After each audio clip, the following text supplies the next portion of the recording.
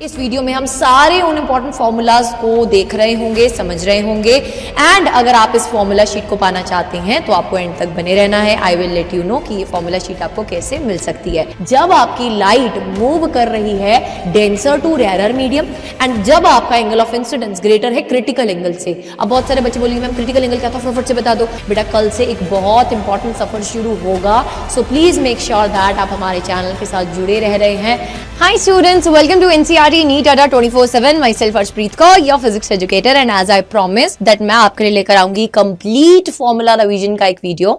तो वो वीडियो आ गया है आपके सामने। चैप्टर नंबर 1 यानी कि इलेक्ट्रिक चार्जेस इन फील्ड से लेकर चैप्टर नंबर 14 यानी कि सेमीकंडक्टर तक जितने भी इंपॉर्टेंट फॉर्मूलाज हैं जिनसे आपके क्वेश्चंस पेपर में पूछे जा सकते हैं, थरली अगर मैं बात करूं इस वीडियो में हम सारे उन इंपॉर्टेंट फॉर्मूलाज को देख रहे होंगे, समझ रहे होंगे एंड अगर आप इस फॉर्मूला शीट को पाना चाहते हैं तो आपको एंड तक बने रहना है। I will let you know कि ये फॉर्मूला शीट आपको कैसे मिल सकती है। अब मैं ये रिकमेंड करूंगी कि अगर आज आपका पेपर है, अगर आप इस वीडियो को बाद में देख रहे हैं, अगर आप पहले देख रहे हैं, जब भी देख रहे हैं, बस कंसंट्रेशन से सारे के सारे फॉर्मूलाज को एक बार अच्छे से मेरे साथ गो थ्रू कर लीजिए। लिखने की जरूरत नहीं है, हर फॉर्मूला को समझाती चलूंगी, सिर्फ आपको सुनना है और अपने फॉर्मूलाज को रिकॉल करते जाना है। तो चलिए बिना किसी देरी के स्टार्ट करते हैं। अगर हम बात करें सबसे पहला चैप्टर यानी कि इलेक्ट्रिक चार्जेस इन फील्ड की, तो उसमें सबसे पहला फॉर्मूला आता है हमारे पास क्वांटाइजेशन ऑफ चार्ज का, जिसमें हम किसी भी बॉडी के ऊपर टोटल चार्ज लिखते हैं that integral multiple of electronic charge होगा, that is Q is equals to plus minus n into E, where E is electronic charge, n रहता था यहां पर क्या, इंटीजर। उसके बाद बेटा जी हमारा कूलम्स फोर्स का फॉर्मूला आता है जो बताता है that the interaction between the two charges either they are like charges और अनलाइक चार्जेस, उनके बीच में कितना इंटरैक्शन हो रहा है, कितना फोर्स लग रहा है, that is directly proportional to the product of the two charges and it is inversely proportional to the distance between the two charges। यहां पर एक इलेक्ट्रोस्टैटिक कांस्टेंट आता था K, जो एक्चुअली में कांस्टेंट नहीं था, ये मीडियम पर डिपेंड करता था। K की वैल्यू बेटा 1/4 पाई एप्सिलॉन नॉट रहती थी, where epsilon naught is the absolute permittivity. बेटा जी K की वैल्यू होती थी 9 × 10⁻⁹ एंड एप्सिलॉन नॉट की वैल्यू होती थी 8.85 × 10⁻⁻12। अगर हम बात करें कूलम्स फोर्स में ही आगे अगर चलें तो बेटा जी vector form of Coulomb's force को हम कैसे लिख सकते हैं। अब मैं ये रिकमेंड करूंगी कि वेक्टर फॉर्म को आपको अलग से याद करने की जरूरत नहीं है, आपको सिर्फ ये कांसेप्ट याद होना चाहिए कि लाइक रिपेल करते हैं एंड लाइक अट्रैक्ट करते हैं। आपके पास कभी भी कोई कूलम फोर्स या इलेक्ट्रोस्टैटिक फोर्स के रिगार्डिंग क्वेश्चन आता है सॉल्व करना, तो आप मैग्नीट्यूड पार्ट को सॉल्व कीजिए। डायरेक्शन पार्ट के लिए आई विल रिकमेंड कि आप ये वाला कॉन्सेप्ट याद रखिए कि लाइक रिपेल करता है और अनलाइक क्या करता है, अट्रैक्ट करता है। अब इसके बाद अगर हम आगे चलें तो हमारे पास आता है इलेक्ट्रिक फील्ड का concept. Electric field due to a point charge का फॉर्मूला क्या रहता था, KQ/R का square, where R is the distance of the point P with respect to the source charge, जहां पर हम क्या फाइंड करना चाहते हैं, इलेक्ट्रिक फील्ड फाइंड करना चाहते हैं। बेटा याद रखिएगा टेस्ट चार्ज को हम हमेशा स्मॉल एंड पॉजिटिव लेते हैं, ये मैंने आपको थ्योरी लेक्चर्स में भी बहुत अच्छे से समझाया है। अगर आप वेक्टर फॉर्म में लिखेंगे बेटा जी तो आप वेक्टर फॉर्म में आपको याद होना चाहिए डायरेक्शन के लिए हम R कैप लिखते हैं, यूनिट वेक्टर होता है जिसको हम वेक्टर अपॉन मैग्नीट्यूड से भी डिनोट करते हैं। क्यों, यहां पर सोर्स चार्ज रहता है। आगे चलिए अगर हम बात करें relationship between electric field and force, आपको पता होना चाहिए electric field is equals to force divided by magnitude of the test charge, that is Q0। आगे आ जाइए, फिर इस चैप्टर में कॉन्सेप्ट आता है इलेक्ट्रिक डायपोल का। बेटा एक पॉजिटिव और negative charge separated by some small distance that is 2a। अगर हम इलेक्ट्रिक डायपोल मोमेंट की बात करें जो स्ट्रेंथ ऑफ द डायपोल के बारे में बताता था, that is basically equals to Q × 2a। बेटा इसकी डायरेक्शन हमेशा नेगेटिव टू पॉजिटिव चार्ज रहती थी। अब फर्दर अगर आप बात करोगे electric field due to electric dipole, दो तरीके से दो पॉइंट्स पर हम फाइंड कर रहे होते थे, एक्सियल एंड इक्वेटोरियल। एक्सियल वाली जो फील्ड होती थी वो डायपोल मोमेंट के डायरेक्शन में ही होती थी and it is basically for the short dipole 2kp divided by r का क्यूब। अगर हम इक्वेटोरियल के लिए बात करें बेटा जी, आपको पता है that electric field and dipole moment inversely नहीं एंटी पैरेलल होता था, यानी कि अगर डायपोल मोमेंट जा रहा है इस डायरेक्शन में तो electric field at equatorial point जाएगी इस डायरेक्शन में, ऑपोजिट डायरेक्शन में जाएगी एंड नेगेटिव साइन यहां पर यही सिंबलाइज करता था। फिर अगर आगे आ जाएंगे बेटा जी हम नेक्स्ट कॉन्सेप्ट पे चलेंगे तो that is electric dipole in uniform electric field की बात करें तो जब आप किसी डायपोल को यूनिफॉर्म इलेक्ट्रिक फील्ड में डाल देते थे तो उसके ऊपर एक टॉर्क लगता था P क्रॉस ऑफ E। याद करो, उसके ऊपर एक टॉर्क लगता था P क्रॉस ऑफ E। अगर यूनिफॉर्म इलेक्ट्रिक फील्ड है तो बेटा नेट फोर्स की वैल्यू 0 रहती थी। अगर टॉर्क की बात करें तो वो 0 रहता था दो सिचुएशन में, जब थीटा आपके पास 0 डिग्री होता था और थीटा 180 डिग्री होता था। बेटा थीटा 0 डिग्री का मतलब क्या होता था, इलेक्ट्रिक फील्ड और डायपोल मोमेंट क्या है, पैरेलल है, ये स्टेबल इक्विलिब्रियम वाला केस होता था। और जब थीटा और यानी कि जब आपके पास electric field and dipole moment opposite है, एंटी पैरेलल है, 180 डिग्री है, तो बेटा ये अनस्टेबल इक्विलिब्रियम का केस रहता था। यहां पर भी आपका टॉर्क 0 होता था। ठीक है, अब ये थी यूनिफॉर्म की कहानी। अगर नॉन यूनिफॉर्म फील्ड होगी तो आपके पास force as well as torque may और मे नॉट भी 0 रहेगा। फिर अगर अपन बात करें आगे इसी चैप्टर में, बेटा हमने पढ़ा था किसके बारे में, हमने पढ़ा था इलेक्ट्रिक फ्लक्स के बारे में। इलेक्ट्रिक फ्लक्स का फॉर्मूला होता था EA cos ऑफ थीटा। अगर आपके पास इलेक्ट्रिक फील्ड यूनिफॉर्म नहीं है तो बेटा जी आप उसको इंटीग्रेशन के फॉर्म में लिखेंगे। इंटीग्रेशन में याद रखिए, अगर इलेक्ट्रिक फील्ड R डिपेंडेंट है या फिर इन जनरल बात कीजिए X डिपेंडेंट है, Y डिपेंडेंट है, Z डिपेंडेंट है, तो बेटा जी आपके पास वो यूनिफॉर्म नहीं है। यानी कि X Y Z पर अगर डिपेंड कर रही है तो ओवरऑल उनकी वैल्यूज चेंज होने से इलेक्ट्रिक फील्ड की वैल्यू चेंज होगी, तो आप इसको इंटीग्रेशन में लिखेंगे। That is phi is equals to integral of E dot of ds। बेटा आपके पास कॉन्टिन्यूअस चार्ज डिस्ट्रीब्यूशन 3 तरीके की होती थी, linear, surface and volume. Always remember one thing, that linear के केस में लैम्डा आपके पास सिंबल रहता है चार्ज पर यूनिट लेंथ, सरफेस के केस में बेटा charge per unit area, volume के केस में चार्ज पर यूनिट वॉल्यूम रहता है। ठीक है, फिर गॉस थ्योरम आती थी। गॉस थ्योरम क्या कहती है, close integral of surface integral of E dot ds is equals to charge enclosed बटा एप्सिलॉन नॉट। बेटा जी आपको समझ में आ चुका होगा कि यहां इस चैप्टर में कितना इंपॉर्टेंट है गॉसेस थ्योरम की एप्लीकेशंस। तो पहली एप्लीकेशन की अगर मैं बात करूं,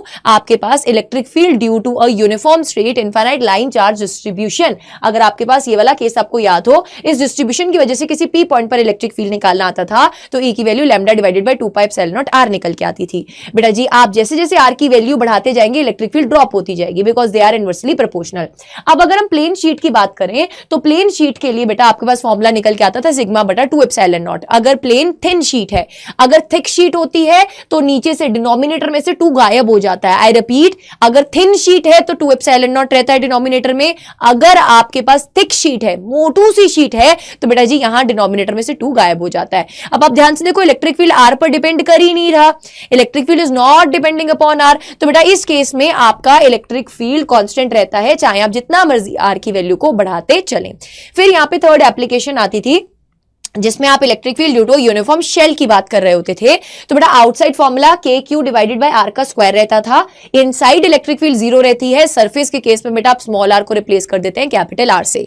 ऑलवेज रिमेंबर वन थिंग, जब हम स्मॉल r की बात कर रहे हैं इस केस में तो वो गॉसियन सरफेस का रेडियस है, वो वेरिएबल है बेटा जी। बट अगर स्फेरिकल शेल की बात करते हैं उसका रेडियस है कैपिटल R, वो वेरिएबल नहीं है। ठीक है, वो वेरिएबल नहीं है। अब इसका एक बहुत इंपॉर्टेंट बेटा जी ग्राफ आता था। इलेक्ट्रिक फील्ड इनसाइड आपके पास 0 रहती थी, सरफेस पर मैक्सिमम, बाहर आती इनवर्सली प्रोपोर्शनल टू R। फिर अगर हम सेकंड चैप्टर की बात करें, फर्स्ट चैप्टर के फॉर्मूलाज इतने ही हैं, सेकंड चैप्टर की बात करें तो इलेक्ट्रोस्टैटिक पोटेंशियल की if you remember the electrostatic potential was what बेटा, कितना काम करना पड़ रहा है किसी चार्ज को आपको मूव करने में infinity to a particular point A। अगर आप उसको डिवाइड कर देते थे by the magnitude of the test charge तो आपके पास पोटेंशियल डिफरेंस निकल के आ जाता था। अगर इलेक्ट्रोस्टैटिक पोटेंशियल डिफरेंस की बात कर रहे हो तो वो पर्टिकुलरली 2 पॉइंट्स के बीच का होगा। अगर इलेक्ट्रोस्टैटिक पोटेंशियल की बात कर रहे हो तो उस टाइम पर बेटा आपका एक पॉइंट इंफिनिटी पे होगा। अगर हम electric potential due to a dipole की बात करें, फॉर्मूला आता था KQ divided by R where K is the what, electrostatic constant. Next अगर हम चलें, आपके पास फॉर्मूला आता है potential due to uniformly charged ring का, जिसका रेडियस है small a at some distance r on the axis. आपने कोई पॉइंट लिया है P, तो बेटा जी यहां पर पोटेंशियल होता था क्या, KQ divided by under root of a square plus of r square. a क्या है यहाँ पे, a is the radius of this ring and r यहाँ पर क्या है, the distance of the point P with respect to centre. अब मैं यहाँ पर तुमको एक सजेशन दूंगी, बहुत सारे बच्चे क्या करते हैं, x की टर्म्स में इसको रट लेते हैं। बेटा आपको x की टर्म्स में नहीं रटना है। यहां पर अगर x की जगह r आ गया, कैपिटल R की जगह a आ गया, तो आपको फॉर्मूला याद होना चाहिए। ठीक है, तो मतलब समझो फॉर्मूला का, उसको रटो नहीं। नेक्स्ट अगर हम बात करें electric potential due to a dipole की, ठीक है। Electric potential due to a dipole की बात करें तो हमारे पास जनरल फॉर्मूला क्या निकल के आता था, potential is equals to what बेटा जी, K P cos theta divided by R का स्क्वायर। अब अगर एक्सियल पॉइंट है तो थीटा को 0 ले लो, पोटेंशियल की वैल्यू आ जाती है for the case of electric dipole के P cos theta divided by R का स्क्वायर। इक्वेटोरियल पर 0 आती थी, यहीं से जन्म होता था इक्विपोटेंशियल सरफेस का। इक्विपोटेंशियल सरफेस वो सरफेस होता है जिसकी हर पॉइंट पर पोटेंशियल कांस्टेंट रहता है, but for the case of electric dipole यही कांस्टेंट वैल्यू 0 के बराबर होती है। फॉर्मूला रिवीजन हो रही है बेटा, कॉन्सेप्ट रिवीजन नहीं हो रही, वो अलग से छोटू छोटू से रिकैप्स आपको बनाकर दूंगी, है ना, एक रॉकेट रिवीजन बनाकर दूंगी चैप्टर वाइज। बट यहां पर इस सेशन में हमारा मेन मोटिव है कि जितने फॉर्मूलाज हैं 1 से लेकर 14 चैप्टर तक उन सबको रिवाइज करते चले। नेक्स्ट आगे चलिए, अगर हम बात करें, आपके पास इलेक्ट्रिक फील्ड और पोटेंशियल का दुश्मनी का रिश्ता होता था। I hope you remember, E is equals to minus of dv बटा dr रहता था। अगर आपको इलेक्ट्रिक फील्ड निकालनी है, पोटेंशियल दिया हुआ है और potential x y z dependent है, तो इलेक्ट्रिक फील्ड के बेटा जी 3 कंपोनेंट्स आते हैं। अब गलती होने के चांसेस कहां पर है, आप नेगेटिव साइन को भूल जाते हैं, आपको नेगेटिव साइन को भूलना नहीं है। Electric field is equals to what बेटा जी, x कंपोनेंट बात करोगे तो minus of partial v by partial x आएगा, y कंपोनेंट के लिए minus partial v by partial y आएगा, और z कंपोनेंट के लिए minus of partial v by partial z आएगा। बेटा पार्शियल डेरिवेटिव लेते टाइम अगर विद रिस्पेक्ट टू x ले रहे हो तो y और z को कांस्टेंट लेना है, अगर विद रिस्पेक्ट टू y ले रहे हो तो कमेंट सेक्शन में लिखकर बताना कि कौन से वेरिएबल्स को अपन कांस्टेंट मानकर चलते हैं। अगर विद रिस्पेक्ट टू y आप इसको क्या ले रहे हो, पार्शियली डिफरेंशिएट कर रहे हो। Next, electrostatic potential due to a 2 point charge system की बात करें तो 2 पॉइंट चार्ज सिस्टम के लिए अगर मैं इंटरैक्टिव पोटेंशियल एनर्जी की बात करूं, जब एक्सटर्नल इलेक्ट्रिक फील्ड मिसिंग रहती थी, potential comes out to be k q1 q2 bye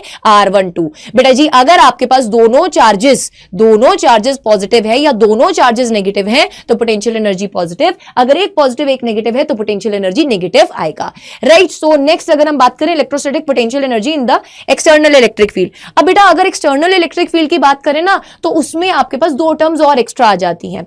अगर आप 2 चार्जेस की बात कर रहे हो तो उसमें 2 टर्म्स एक्स्ट्रा और आ जाती हैं। ये बेसिकली आपको क्या बता रहा था, work done in moving the charge q1 in external field में। बेटा जी आपके पास वर्क डन की वैल्यू क्या होती है, चार्ज इनटू पोटेंशियल डिफरेंस, या आप स्पेसिफिकली उस पॉइंट की पोटेंशियल की बात करोगे अब जब एक्सटर्नल फील्ड में मूव कर रहे थे तो बेटा वो VR1 के बराबर होता था, ठीक है। सो आप Q1 चार्ज को लेकर आए तो आपको काम करना पड़ेगा, पर आप एक्सटर्नल फील्ड की बात कर रहे हो कि प्रेजेंट है, ठीक है। सेकंड चार्ज को भी एक्सटर्नल फील्ड के अगेंस्ट भी काम करना पड़ेगा और Q1 के अगेंस्ट भी काम करना पड़ेगा, तो यहां पर कुल मिलाकर 3 टर्म्स आती थी, ठीक है। नेक्स्ट अगर हम बात करें, आपके पास potential energy of an electric dipole and the work done का फॉर्मूला निकालना था, तो बेटा वर्क डन क्या आता था, PE cos of theta initial minus cos of theta final. याद रखिएगा यहां पर थीटा इनिशियल लिख रहे हैं अगर आप, तो बेटा जी आपके पास पॉजिटिव साइन आएगा आगे। अगर बाई चांस आपने यहां पर थीटा फाइनल लिख दिया पहले तो आगे नेगेटिव का साइन आएगा। पोटेंशियल एनर्जी बेटा minus of P vector dot of E vector के बराबर रहती है। नेक्स्ट अगर बात करोगे electric field at the surface of a charge conductor की, तो electric field is equals to sigma बटा एप्सिलॉन नॉट एन का कैप रहती है। कैपेसिटेंस की बात करोगे, capacitance is equals to Q बटा V रहता है। अगर बेटा स्फेरिकल कैपेसिटर की बात करोगे तो 4 पाई एप्सिलॉन नॉट R आपके पास फॉर्मूला रहता है, where R is the radius. अब capacitance of a spherical capacitor की अगर आप बात कर रहे हो, if you are having the case of a spherical capacitor, तो बेटा यहां पर 4 pi epsilon naught K A into B divide में B माइनस A फॉर्मूला रहता है। अब ये आप स्किप कर सकते हो फॉर द टाइम बीइंग, अगर आप बोर्ड्स के एस्पिरेंट हैं तो आप ये वाला फॉर्मूला अभी के लिए स्किप करके भी चलेंगे तो भी हो जाएगा, चांसेस आर कम कि यहां से आपको क्वेश्चन पूछा जाए। Next capacitance of a parallel plate capacitor की बात करूं, जब वैक्यूम है तो बेटा एप्सिलॉन नॉट A बटा D आएगा। अगर आप n प्लेट्स की बात कर रहे हैं तो जनरल फॉर्मूला क्या बन जाता है, ये मैंने आपको वन शॉट में भी पढ़ाया था, ब्रह्मास्त्र में भी बताया था। अगर n प्लेट्स है, देखो अगर 2 प्लेट्स है तो 2 माइनस 1 एप्सिलॉन नॉट A बटा D, तो ये वाला फॉर्मूला बन गया। अगर n प्लेट्स हैं तो बेटा यहां पर n माइनस 1 आ जाएगा, ठीक है। अब अगर डायलेक्ट्रिक्स इंसर्ट कर रहे हो और डायलेक्ट्रिक्स की thickness T is equals to D है, यानी कि the distance between the 2 plates के बराबर है, तो कैपेसिटेंस आपकी K times of epsilon naught A बटा D आ जाएगी। अगर थिकनेस लेस देन D है बेटा, उस केस में capacitance epsilon naught A divided by D minus T plus T by K के बराबर हो जाएगी, ठीक है जी। अब मेटल्स की बात करें अगर हम, तो बेटा मेटल्स के केस में आपके पास K की वैल्यू क्या होती है, इन्फिनिटी होती है, तो उस केस में बेटा आप K की वैल्यू को इन्फिनिटी सब्स्टिट्यूट सब्स्टिट्यूट करते हैं तो सी की value epsilon not a divided by D minus T रह जाती है। इसके ऊपर बेस प्रीवियस ईयर्स में भी पूछा गया है। नेक्स्ट अगर हम चलें 29th फॉर्मूला की तरफ, तो बेटा यहाँ पे पोलराइजेशन का कॉन्सेप्ट हम सीखते थे। जब भी आप पोलर हो या नॉन पोलर डाइलेक्ट्रिक हो, उसको इलेक्ट्रिक फील्ड में प्लेस करते हो तो डायपोल मूवमेंट्स बेटा इन the direction of electric field align हो जाते हैं। पर यूनिट वॉल्यूम कितने डायपोल्स अलाइन हुए हैं उसको हम पोलराइजेशन के नाम से जानते हैं। तो पोलराइजेशन को आप डायपोल मूवमेंट पर यूनिट वॉल्यूम भी लिख सकते हो, या सिंपली बेटा number of molecules into dipole movement भी लिख सकते हो। बेटा यहां पर आपको एक चीज समझनी है कि जितना ज्यादा इलेक्ट्रिक फील्ड होगा उतना ही ज्यादा पोलराइजेशन बढ़ता जाएगा। तो बेटा प्रोपोर्शनैलिटी साइन को हटा के यहां पर हम इलेक्ट्रिक ससेप्टिबिलिटी का भी कॉन्सेप्ट इंट्रोड्यूस कर देते थे। फिर कैपेसिटर्स का अगर कॉम्बिनेशन बात करें तो सीरीज और पैरेलल दो टाइप का कॉम्बिनेशन होता है। सीरीज में कैपेसिटेंस बेटा रिड्यूस हो जाती है, पैरेलल में बढ़ जाती है। ठीक है, आई होप यहां तक आपको सब कुछ क्रिस्टल क्लियर हो चुका है। अब अगर हम एनर्जी की बात करें बेटा जी, अगर energy stored in the capacitor की बात करें तो जनरल फॉर्मूला रहता है आपके पास Q square divided by 2C। अब Q is equals to CV वाली इक्वेशन से खेलते हुए बेटा जी आप डिफरेंट फॉर्मूलाज बना सकते हैं एनर्जी स्टोर्ड के। अब स्पेसिफिकली अगर पैरेलल प्लेट की बात करूं तो एनर्जी डेंसिटी का फॉर्मूला कभी कभी पूछ लिया जाता है। Energy density is half epsilon naught E का square, where E is electric field. अगर इन टर्म्स ऑफ पोटेंशियल आपको सब्स्टिट्यूट करना होगा तो E को आप बेटा V बाई D से भी सब्स्टिट्यूट कर सकते हैं, where D is the distance between the two plates.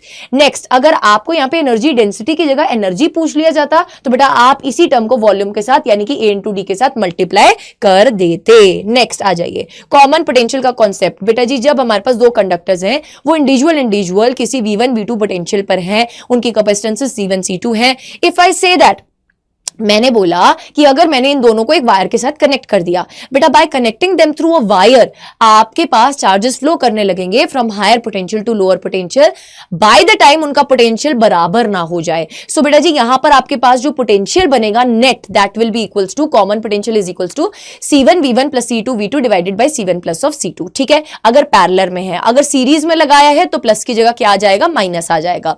बेटा जब उनको कॉन्टैक्ट में लेकर आए ना तो ओवरऑल एनर्जी हमारी डिक्रीज हो गई। सो बेटा आपके पास लॉस ऑफ एनर्जी कितना आता है, C1 C2 V1 minus V2 whole का square divided bye 2 C1 plus of C2। ये सब फॉर्मूलाज देखते चलिए, आपने कहीं ना कहीं इनको देखा होगा, इनके ऊपर बेस्ड बेटा क्वेश्चंस पेपर में आ सकते हैं। अभी तक अगर आपने सेशन को लाइक नहीं किया है मेक श्योर कीजिएगा, जरूर से लाइक करें, बिकॉज बहुत एफर्ट लगता है बेटा। आपको पता है दैट हमारी पूरी टीम मिलकर यही चाहती है कि आप अपने बोर्ड एग्जाम्स में एकदम फोड़ दें। So make sure that you like the session, mark your attendance. And अब चलते हैं हम आगे थर्ड चैप्टर की तरफ, that is current electricity. So almost 15 minutes के अंदर बेटा हमने दो चैप्टर्स को रिवाइज कर लिया है। अब अगर हम थर्ड चैप्टर की बात करें that is current electricity, normal बेटा जी हमारे करंट की वैल्यू अगर आप बात करोगे तो वो charge phloem per unit time के बराबर होता है। बेटा जी अब Q को कैसे लिख सकते हो, बोलो N इंटू E की फॉर्म में लिख सकते हो। अब इंस्टेंटेनियस करंट की अगर मैं बात करूं तो वो आपके पास dQ बटा dt के बराबर होगा। एवरेज करंट बेटा delta Q divided by delta T के बराबर होगा। अब फर्दर बेटा अगर आप आगे चलोगे तो आपके पास ड्रिफ्ट वेलोसिटी का कॉन्सेप्ट आ जाएगा। अब जब आपके कंडक्टर के साथ कोई भी बैटरी या कोई सोर्स कनेक्टेड नहीं था तब तक इलेक्ट्रॉन्स रैंडम मोशन कर रहे थे, बट जैसे ही बेटा सोर्स कनेक्ट कर दिया गया वो एक दिशा में मूव करने लगे टुवर्ड्स द पॉजिटिव टर्मिनल। तो जिस वेलोसिटी से वो मूव करते हैं टुवर्ड्स द पॉजिटिव टर्मिनल उसको ड्रिफ्ट वेलोसिटी बोला जाता है। ड्रिफ्ट वेलोसिटी का फॉर्मूला बेटा जी small e capital e tau divided by m, electronic charge, electric field, relaxation time average वाला डिवाइडेड बाय मास। ठीक है, अब फर्दर इलेक्ट्रिक फील्ड को आप पोटेंशियल पर यूनिट लेंथ से भी सब्स्टिट्यूट कर सकते हैं। अगर आगे चले हम तो बेटा मोबिलिटी का कॉन्सेप्ट आता था। Mobility is basically the ease of movement, कितना इजीली कोई इलेक्ट्रॉन मूव कर सकता है, कितना इजीली कोई चार्ज पार्टिकल मूव कर सकता है, उसको हम मोबिलिटी से रिप्रेजेंट करते हैं।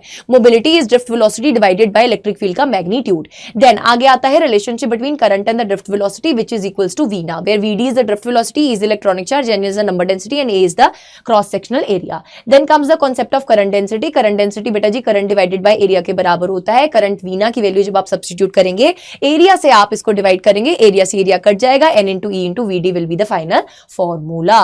Then resistance of the conductor बेटा आपको पता है R is equals to rho L बटा A आता है।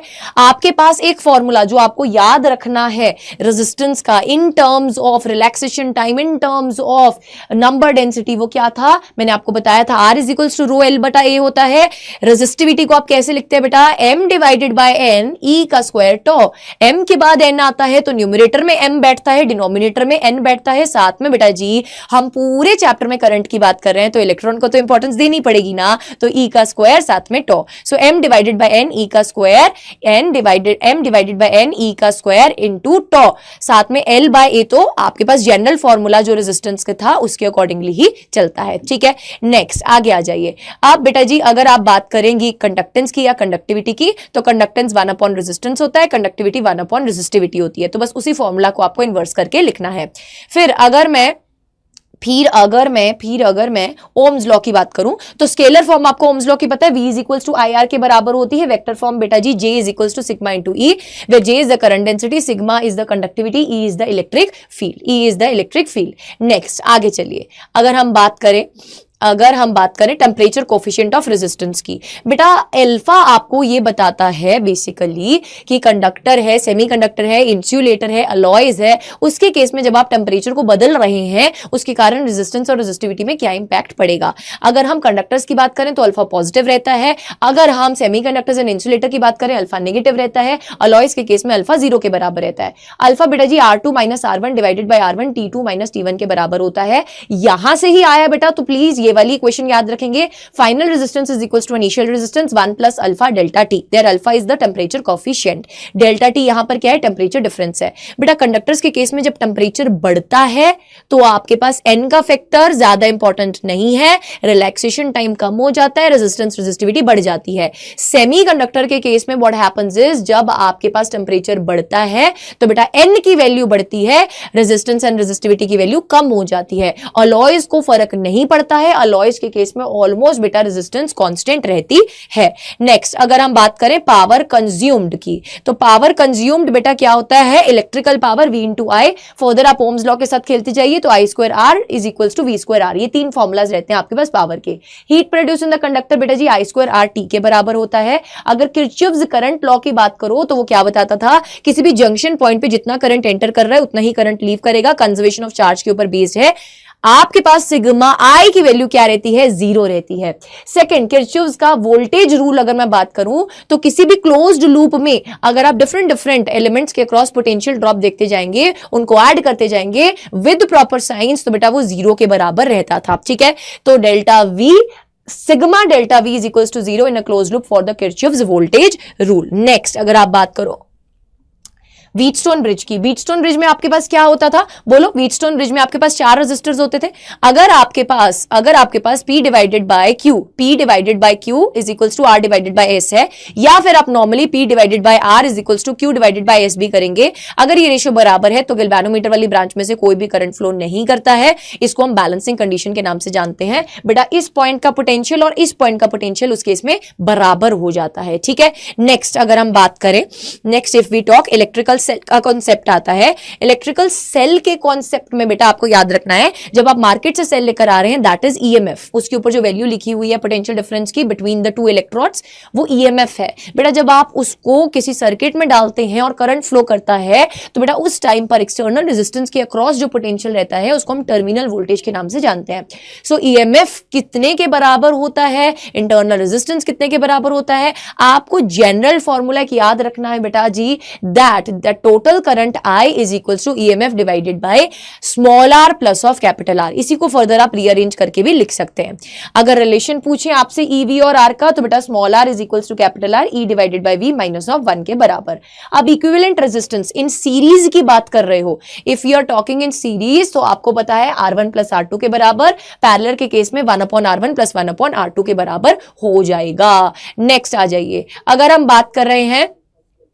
बात करें डिस्चार्जिंग ऑफ द सेल की, जो मोस्ट ऑफ द टाइम्स होता है, अगर सेल के बारे में कुछ भी नहीं गिवन है तो आप डिस्चार्जिंग की कंडीशन ही लिखेंगे। Terminal voltage is equals to EMF minus of IR होता है। बेटे जी R इज इंटरनल रेजिस्टेंस, कभी कभी सर्किट में अलग से इसको नहीं बनाया होता है, आपके पास सेल पे ही 2 वोल्ट कॉमा 3 ओम लिखा होगा तो 3 ohm is basically the internal resistance. अगर चार्जिंग ऑफ द सेल है तो बेटा उस केस में टर्मिनल वोल्टेज ईएमएफ से बड़ा होता है, तो यहां पे बीच में प्लस आ जाता है, ठीक है। V is the terminal voltage, E is the EMF, R is the internal resistance. अब सीरीज और पैरेलल का कॉन्सेप्ट याद करो। सीरीज के केस में बेटा जब सेल्स कनेक्ट होते थे तो ईएमएफ की वैल्यू E1 प्लस E2 हो जाती थी, R की value R1 plus of R2 हो जाती थी। बेटा पॉजिटिव नेगेटिव इस तरीके से अगर सेल कनेक्टेड है। अगर इससे ऑपोजिट कनेक्टेड है, लेट सपोज पॉजिटिव नेगेटिव और नेगेटिव पॉजिटिव कनेक्टेड है, तो बीच में आ जाएगा नेगेटिव का साइन। पैरेलल के केस में बेटा फॉर्मूला क्या होता था, E1 R2 plus E2 R1 divided by R1 plus R2। R equivalent almost बेटा जैसे अपना पैरेलल वाला फॉर्मूला होता है वैसा ही चलेगा। अब इस केस में भी अगर पॉजिटिव नेगेटिव के साथ कनेक्ट हो जाएगा तो बेटा बीच में यहां पर क्या आ जाएगा, नेगेटिव का साइन आ जाएगा। आई होप यहां तक सब कुछ क्रिस्टल क्लियर। अब बढ़ते हैं हम आगे, current in series combination of cells की बात करते हैं। अगर हम बात करके चल रहे हैं, हमारे पास बेटा जी टोटल n सेल्स लगे हैं और सबके सब सीरीज में हैं, तो उस केस में बेटा इक्विवेलेंट ईएमएफ किसके बराबर हो जाएगी, n टाइम्स ऑफ E के बराबर हो जाएगी। इंटरनल रेजिस्टेंस टोटल क्या हो जाएगी, n टाइम्स ऑफ R हो जाएगा, तो current NE divided by NR plus of capital R आ जाएगा, where capital R is what, external resistance. बेटा मैक्सिमम करंट कब फ्लो करता है, ये यूजफुल कंडीशन क्या है, जब एक्सटर्नल रेजिस्टेंस बहुत बड़ा हो as comparative to the internal resistance. जब हम पैरेलल कॉम्बिनेशन की बात कर रहे हैं तो आपको पता है पैरेलल में पोटेंशियल बराबर रहता है, तो करंट के फॉर्मूला में ऊपर तो ईएमएफ ही आएगा, नीचे capital R external resistance plus internal resistance को आप कैसे लिखेंगे बेटा, अगर m सेल्स पैरेलल में कनेक्टेड हैं तो ओवरऑल इंटरनल रेजिस्टेंस R बटा m हो जाएगी। अब इसमें यूजफुल कंडीशन कौन सी होती है बेटा पैरेलल कॉम्बिनेशन में, जब आपके पास टोटल इंटरनल रेजिस्टेंस जो पैरेलल में है वो बड़ी है as comparative to the external resistance. चलिए नेक्स्ट अगर हम बात करें, आपके पास कॉम्बिनेशन है, इफ लेट सपोज आपके पास टोटल नंबर ऑफ सेल्स लगे हुए हैं m इंटू n, जिसमें एक रो में m सेल्स हैं, आई रिपीट एक रो में m सेल्स हैं और ऐसे n नंबर ऑफ सेल्स लगे हुए हैं। यानी कि अगर आप बात करो एक रो, यहां पे मैं आपको एक बार इसके बारे में बता देती हूं, आप कंफ्यूज मत हो जाइएगा। लेट सपोज आपके पास यहां पर कुछ इस तरीके का केस है बेटा,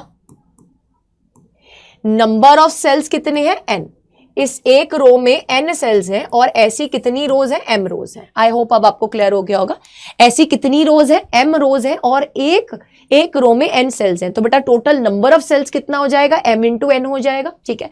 करंट की वैल्यू कितनी हो जाएगी, अब देखो ईएमएफ की वैल्यू अगर मैं बात करूं, एक रो में n सेल्स हैं तो ऐसे ही n रोज होंगी, तो इक्विवेलेंट ईएमएफ n इंटू ई के बराबर। और बेटा जी रेजिस्टेंस कितनी आ जाएगी, कैपिटल R, तो फर्क नहीं पड़ा एक्सटर्नल रेजिस्टेंस है, plus of internal resistance total कितना होगा बेटा, n टाइम्स ऑफ R, ये टोटल रेजिस्टेंस एक रो की, ऐसी m रोज है तो डिवाइडेड बाय m आ जाएगा, ठीक है। तो रीअरेंज करके ये आपके पास आ जाता है। अब जब मिक्स्ड ग्रुपिंग होती है तो बेटा एक्सटर्नल रेजिस्टेंस और इंटरनल रेजिस्टेंस बराबर हो, यही हमारे लिए यूजफुल कंडीशन रहती है। सो विद दैट हमने 3 चैप्टर्स कर लिए हैं फिनिश। अब हम मूव करने जा रहे हैं चैप्टर नंबर 4 की तरफ, यानी कि मैग्नेटिज्म यूनिट की तरफ बढ़ते जा रहे हैं बेटा जी। ऑलमोस्ट 63 फॉर्मूलाज आपने रिवाइज कर लिए हैं। This is a super fast speed of your physics core ma'am, and I am expecting that आपको बहुत मजा आ रहा होगा, you are enjoying this session. तो चलिए बेटा आप नेक्स्ट चैप्टर स्टार्ट करते हैं। मैग्नेटिज्म की अगर मैं बात करूं तो सबसे पहले आता है बायो-सेविट्स लॉ। बायो-सेविट्स लॉ क्या बताता है आपको, एक छोटू से करंट एलिमेंट की वजह से किसी पी पॉइंट पर मैग्नेटिक फील्ड कितना होगा, तो बेटा डीबी की वैल्यू कितनी आती है, mu naught I D L sine of theta divided by 4 pi R का square, where theta is basically the angle between the current element and the position vector। इन दोनों के बीच का जो एंगल है that is equals to what बेटा, that is equals to theta। Vector form में लिखोगे तो dB vector is equals to mu naught I divided by 4 pi dl cross of r divided by r का cube. अब जिस plane में आपका current element और पोजीशन वेक्टर है उसके परपेंडिकुलर क्या है बेटा जी, मैग्नेटिक फील्ड है, ठीक है। उसके परपेंडिकुलर क्या है, मैग्नेटिक फील्ड है। आगे आ जाओ, इसी का आगे बेटा आपके पास एक कॉन्सेप्ट आता है जिसमें आप क्या कर रहे होते हो, बोलो फटाफट से, जिसमें आप बायो-सेविट्स लॉ का यूज करके ही मैग्नेटिक फील्ड निकाल रहे होते हो due to a circular coil. बेटा जी आपके पास फॉर्मूला आता है mu naught n into I divided by 2r। अब यहां पर एक्चुअली नीचे 4 pi r into angle subtended at the centre, ये जनरल फॉर्मूला आता है। अगर हम सर्कल के केस में बात करें, करंट फ्लो कर रहा है पूरी वायर में, तो बेटा सेंटर पर जो एंगल सबटेंड हो रहा है दैट इज 2 पाई, ठीक है, दैट इज 2 पाई। सो आपके पास यहां पर सॉल्व करने पर डिनोमिनेटर में 2r आ जाता था, एंड यहाँ पे नंबर ऑफ टर्न्स के बराबर रहता है। ये वाले जनरल फॉर्मूला की मैं बात करी थी। अगर सर्कल है बेटा तो ये एंगल सबटेंडेड 2 पाई के बराबर होता है, तो सर्कल के केस में बेटा जी 2 से ये 4 पाई कटते हुए डिनोमिनेटर में 2r रह जाता है। अब अगर डायरेक्शन निकालनी होती है, डायरेक्शन के लिए अपन क्या करते थे, अपनी राइट हैंड के फिंगर्स को कर्ल करते थे इन the direction of the current. बेटा जिस डायरेक्शन में अपना अंगूठा जाता था वही डायरेक्शन आपके पास मैग्नेटिक फील्ड की होती थी। तो इस केस में क्या होगी direction, it will be inward. ठीक है, it will be inward. Next आ जाइए, आगे चलते हैं। अब हम अगर बात करें magnetic field on the axis of a clockwise current coil, जिसमें क्लॉकवाइज करंट फ्लो कर रहा है। मैग्नेटिक फील्ड का फॉर्मूला आता था म्यू नॉट आई ए का स्क्वायर। अब यहाँ पे ए क्या है, रेडियस है। अगर रेडियस कैपिटल आर होगा तो कैपिटल आर का स्क्वायर हो जाएगा। डिनोमिनेटर में आता था एक्स का स्क्वायर, पी पॉइंट जितना दूर है सेंटर से दैट डिस्टेंस का स्क्वायर प्लस ए का square whole raise to the power 3/2।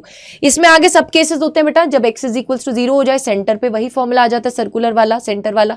जब एक्स बहुत बहुत बड़ा है आर से, यानी कि जब आपके पास ये पॉइंट P बहुत दूर चला गया तो ये किसकी तरह बिहेव करने लगता है बेटा, ये बिहेव करने लगता है एज अ मैग्नेटिक डायपोल। तो बेटा डिनोमिनेटर में x की क्यूब की डिपेंडेंस आ जाती है। और जब x is equals to r हो जाए, यानी कि ये जो वैल्यू है x, ये वैल्यू है x, ये बेटा किसके बराबर हो जाए, r के बराबर हो जाए। अब यहां पर एक चीज का ध्यान रखिएगा बेटा, ये r का मतलब है रेडियस। अब यहां पे रेडियस किसके बराबर है, a के बराबर है। तो आप इसकी जगह a से भी समझ सकते हैं कॉन्सेप्ट को। ठीक है, ये चीज याद रखिएगा। ठीक है, ये चीज याद रखिएगा। तो उस केस में बेटा फॉर्मूला आता है mu naught I divided bye 2 raise to the power 5/2 r। बेटा यहां से ना एक ग्राफ निकल के आता है बहुत इंपॉर्टेंट, जो बताता है कि सेंटर पर तो वैल्यू 0 रहेगी मैग्नेटिक फील्ड की, नहीं, सेंटर पर वैल्यू रहेगी मैक्सिमम। ये याद रखना है आपको। ठीक है, सेंटर पर वैल्यू रहेगी मैक्सिमम। बेटा आपके पास P एंड Q आते हैं इन्फ्लेक्शन पॉइंट्स, नहीं, P एंड Q आते हैं इनफ्लेक्शन पॉइंट्स, जहां पर इस कर्व का शेप चेंज होता है।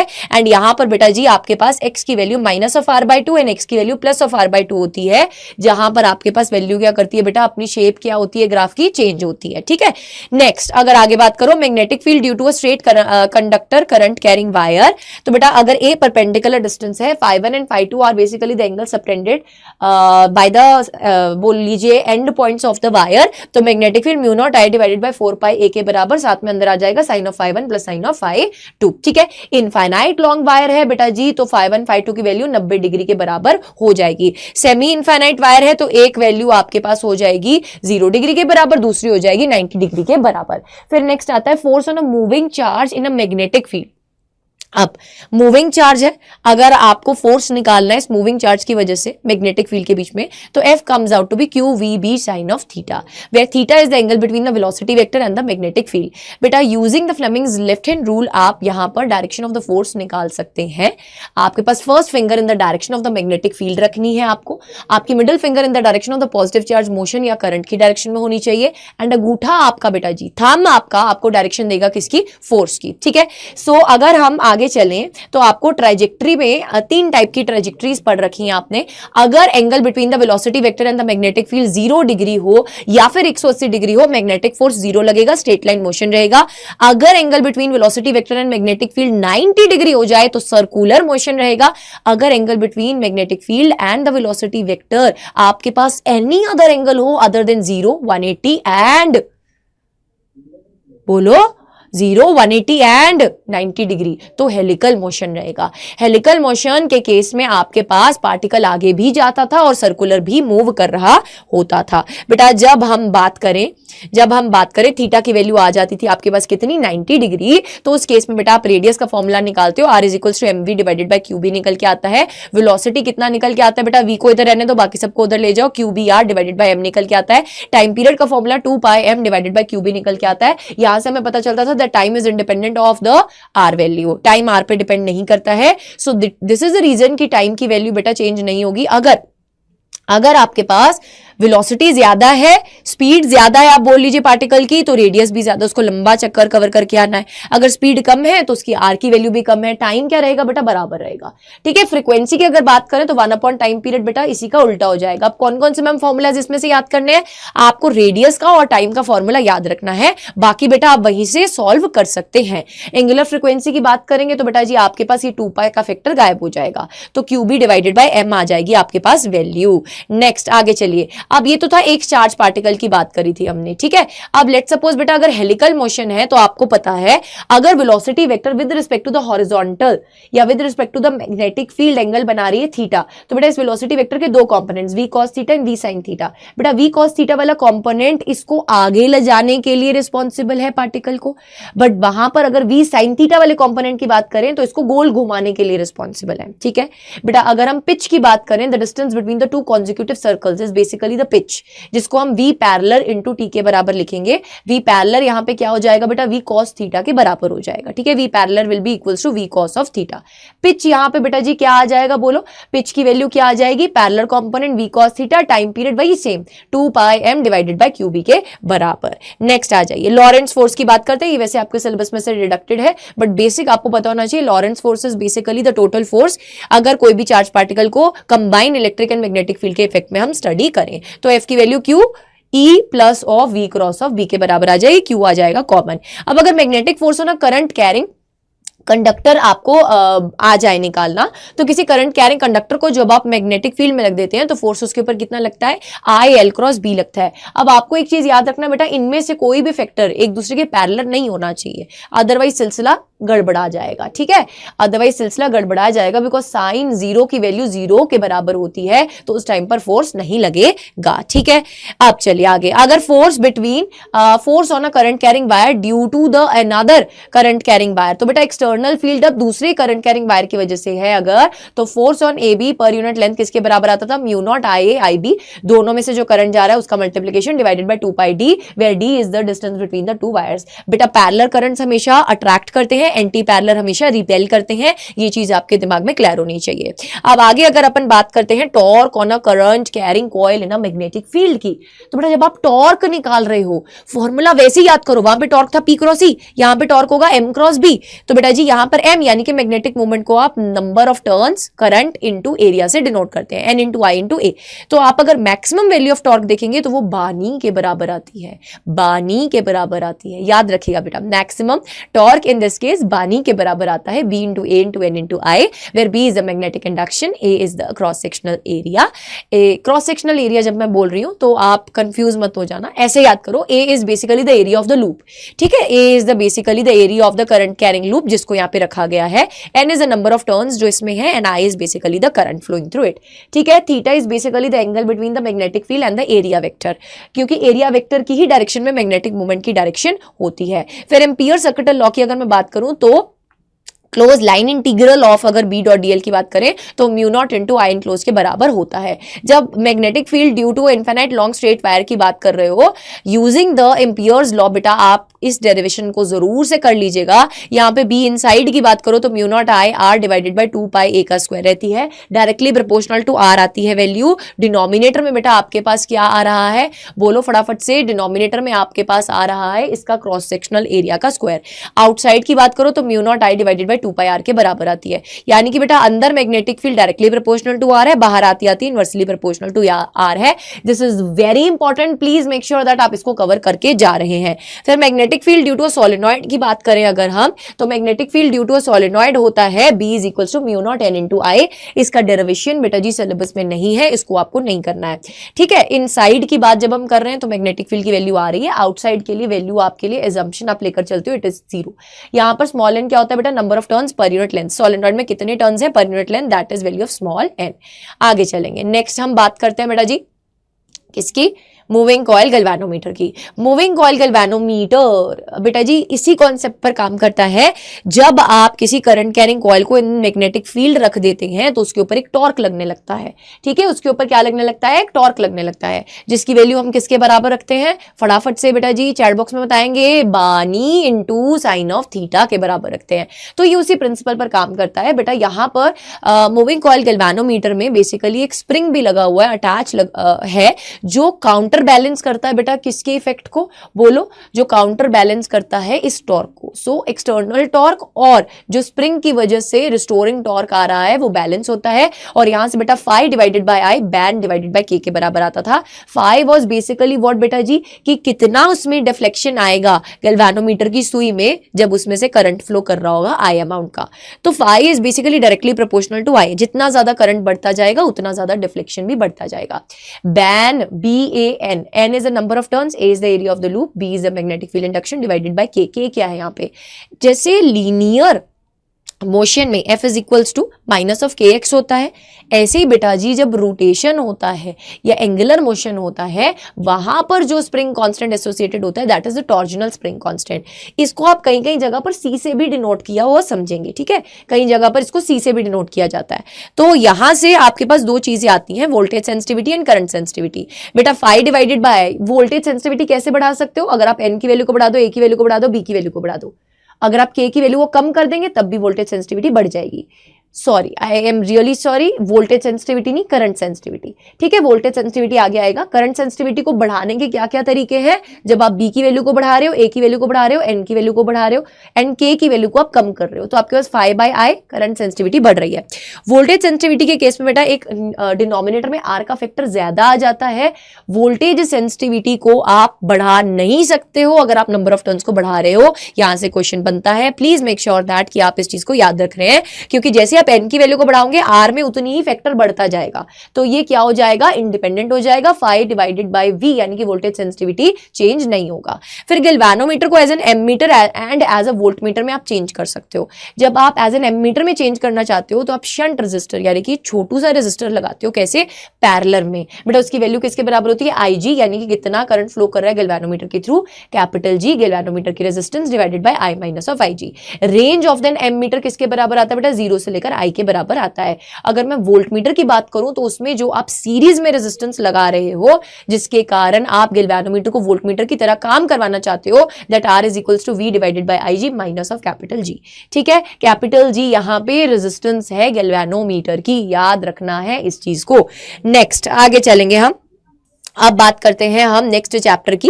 5th चैप्टर पे अगर आप आ जाएंगे तो magnetic dipole movement, bar magnet की वजह से बेटा एक कॉन्सेप्ट याद रखना है, जैसे वहां पर दो चार्जेस होते थे plus Q minus Q separated by some small distance, यहाँ पे दो पोल्स हैं, north pole and south pole. बेटा जी साउथ पोल की जो पोल स्ट्रेंथ होती है वो नेगेटिव होती है, नॉर्थ पोल की पॉजिटिव होती है। जैसे वहां पे नेगेटिव चार्ज रोल प्ले करता था, यहाँ पर वही रोल साउथ पोल प्ले कर रहा है। तो मैग्नेटिक मूवमेंट बेटा यहाँ पर in the direction of south to north होगा, वैल्यू इसकी small M, pole strength into 2L के बराबर होगी। 2L is basically the distance between the two poles, that is south and the north pole. यहां तक सब कुछ इजी हो गया, चलें आगे बढ़ें। अगर मैग्नेटिक लेंथ की बात करें बेटा और ओरिजिनल लेंथ की बात करें तो उसमें एक रिश्ता याद रखिएगा, जो ओरिजिनल लेंथ है और जो मैग्नेटिक लेंथ है उसमें फर्क है। बेटा जी जो मैग्नेटिक लेंथ है वो छोटी है ओरिजिनल लेंथ से, दैट इज 5/6 टाइम्स है ओरिजिनल लेंथ के। बेटा न्यूमरेटर छोटा है डिनोमिनेटर से, तो भूलना नहीं है इस चीज को कि मैग्नेटिक लेंथ छोटी है, ओरिजिनल लेंथ बड़ी है। ठीक है, next magnetic dipole movement due to a current carrying coil N into I into A के बराबर रहता है, ये मैंने ऑलरेडी आपको बता दिया है। मैग्नेटाइजिंग फोर्स किसके बराबर रहता है, H की वैल्यू बेटा आपके पास B0 divided by mu naught के बराबर रहती है। अगर हम वैक्यूम में कंसिडर कर रहे हैं तो बेटा हम नॉट का सिंबल लिखते हैं, म्यू नॉट क्या रहता है यहाँ पे, बोलो जी, magnetic permeability. Next intensity of magnetization की अगर आप बात करें तो it is basically magnetic moment per unit volume. जैसे वहां पे पोलराइजेशन था, यहाँ पे बेटा जी आपके पास मैग्नेटाइजेशन का कॉन्सेप्ट आता है। वहां पे dipole moment per unit volume था, यहाँ पे magnetic moment per unit volume है।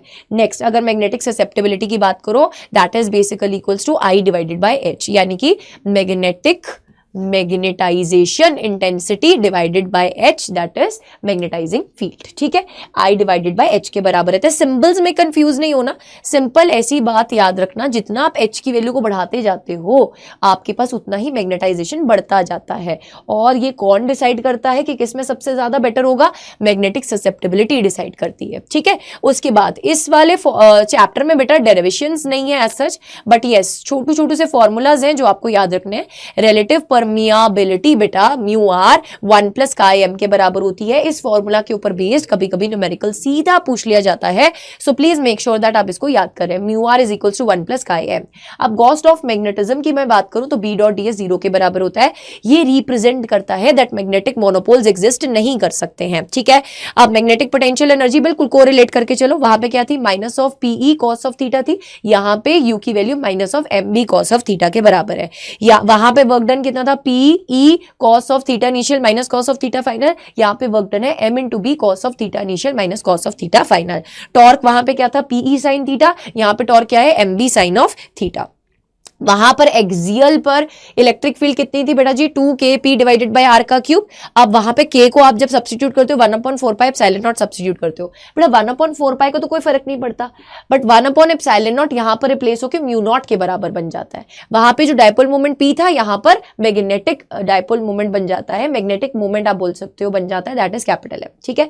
अब अगर आप बात करेंगे इक्वेटोरियल पोजीशन पे, तो इक्वेटोरियल पोजीशन पे बेटा जी नेगेटिव आता है, बाकी सब लॉजिक वैसा ही सेम चलेगा। अब यार समटाइम्स इट हैपेंस कि आप जब स्टेबल इक्विलिब्रियम से डायपोल को हिलाने की कोशिश करते हो ना, तो वो वापस से अपनी उसी स्टेज में आना चाहता है, बिकॉज वो तो एक बार स्टेबल हो चुका था ना। तो उस केस में वो ऑसिलेशंस करता है। ऑसिलेशंस की जो टाइम पीरियड की वैल्यू होती है, ऑसिलेशंस की जो टाइम पीरियड की वैल्यू होती है वो होती है 2 pi under root of I divided by M into V, where I is the moment of inertia, where I is the moment of inertia, ठीक है जी। चलिए आगे बात करते हैं। अब मैग्नेटिक ससेप्टेबिलिटी की बात करें तो डायामैग्नेटिक की ससेप्टेबिलिटी बेटा नेगेटिव रहती है, एंड डायामैग्नेटिक के केस में ससेप्टेबिलिटी टेम्परेचर पर डिपेंड नहीं करती है।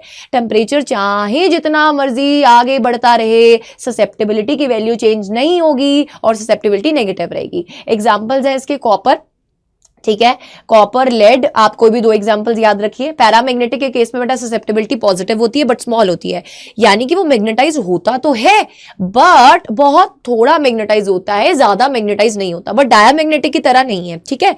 सो पैरामैग्नेटिक में ससेप्टेबिलिटी पॉजिटिव होती है और टेम्परेचर जैसे जैसे बढ़ता है ससेप्टेबिलिटी की वैल्यू बेटा डिडक्ट होती जाती है, मतलब कम होती जाती है, रिड्यूस होती जाती है। बेटा परमेबिलिटी इस केस में 1 और 2 के दरमियान रहती है।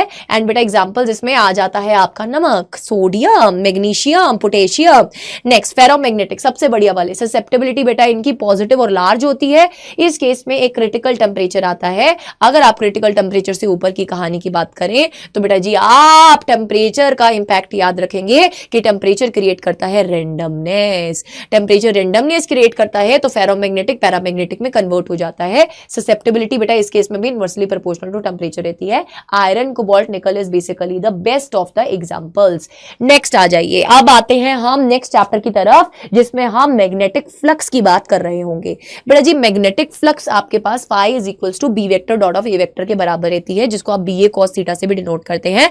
Angle between B and A, angle between B vector and A vector यहां पर थीटा है बेटा। और अगर आपका एरिया, याद करो यार ये बहुत इंपॉर्टेंट है, अगर आपका एरिया परपेंडिकुलर है मैग्नेटिक फील्ड के तो एरिया वेक्टर पैरेलल होगा मैग्नेटिक फील्ड के, उस केस में फ्लक्स क्या होगी बेटा जी, मैक्सिमम होगी। नेक्स्ट इंड्यूस ईएमएफ की अगर हम बात करें, जब आपको ईएमएफ की बात कर रहे हैं तो आपको याद रखना है बेटा, जब भी आपके पास मैग्नेटिक फ्लक्स चेंज होगा तो आपके पास सर्किट में इंड्यूस ईएमएफ आएगा, which is equals to minus of D phi B by D T. और यहाँ पे माइनस साइन ये रिप्रेजेंट कर रहा है कि ईएमएफ सपोर्ट नहीं कर रहा चेंज इन मैग्नेटिक फ्लक्स को। लेंज लॉ ने यही बोला था, याद करिए, लेंज लॉ से हमें ये चीज पता चली थी कि जो मैग्नेटिक फ्लक्स में चेंज आ रहा है, ईएमएफ जो इंड्यूस हो रहा है वो उसको क्या कर रहा है, अपोज करते जा रहा है। EMF is equals to minus of del phi by del T भी लिख सकते हो अगर आपको यहाँ पर T1 T2 टाइम पर phi1 phi2 की वैल्यूज दी हो तो आप ये फॉर्मूला लगाइए। ये इंस्टेंटेनियस वाला केस है बेटा, अगर फाई की डिपेंडेंस टी पर दे रखी है तो आप इस फॉर्मूला से चलेंगे। नेक्स्ट आ जाइए, अगर हम बात कर रहे हैं मोशनल ईएमएफ की, जब आप मोशनल ईएमएफ के कॉन्सेप्ट में चलें तो बहुत सारे बच्चों को ये गलत फहमी है दैट मोशनल ईएमएफ सिलेबस में से डिडक्टेड है। बेटा नहीं, ऐसा नहीं है, motional EMF is in the syllabus. तो बेटा यहाँ पे आपको याद रखना है ईएमएफ की वैल्यू कितने के बराबर आती है, B into L into V sine of theta के बराबर आती है। फोर्स की वैल्यू बेटा B square L square V divided by R, and power की वैल्यू कितनी होती है, फोर्स इंटू वी के बराबर, यानी कि B square L square V square divided by R के बराबर आती है, ठीक है।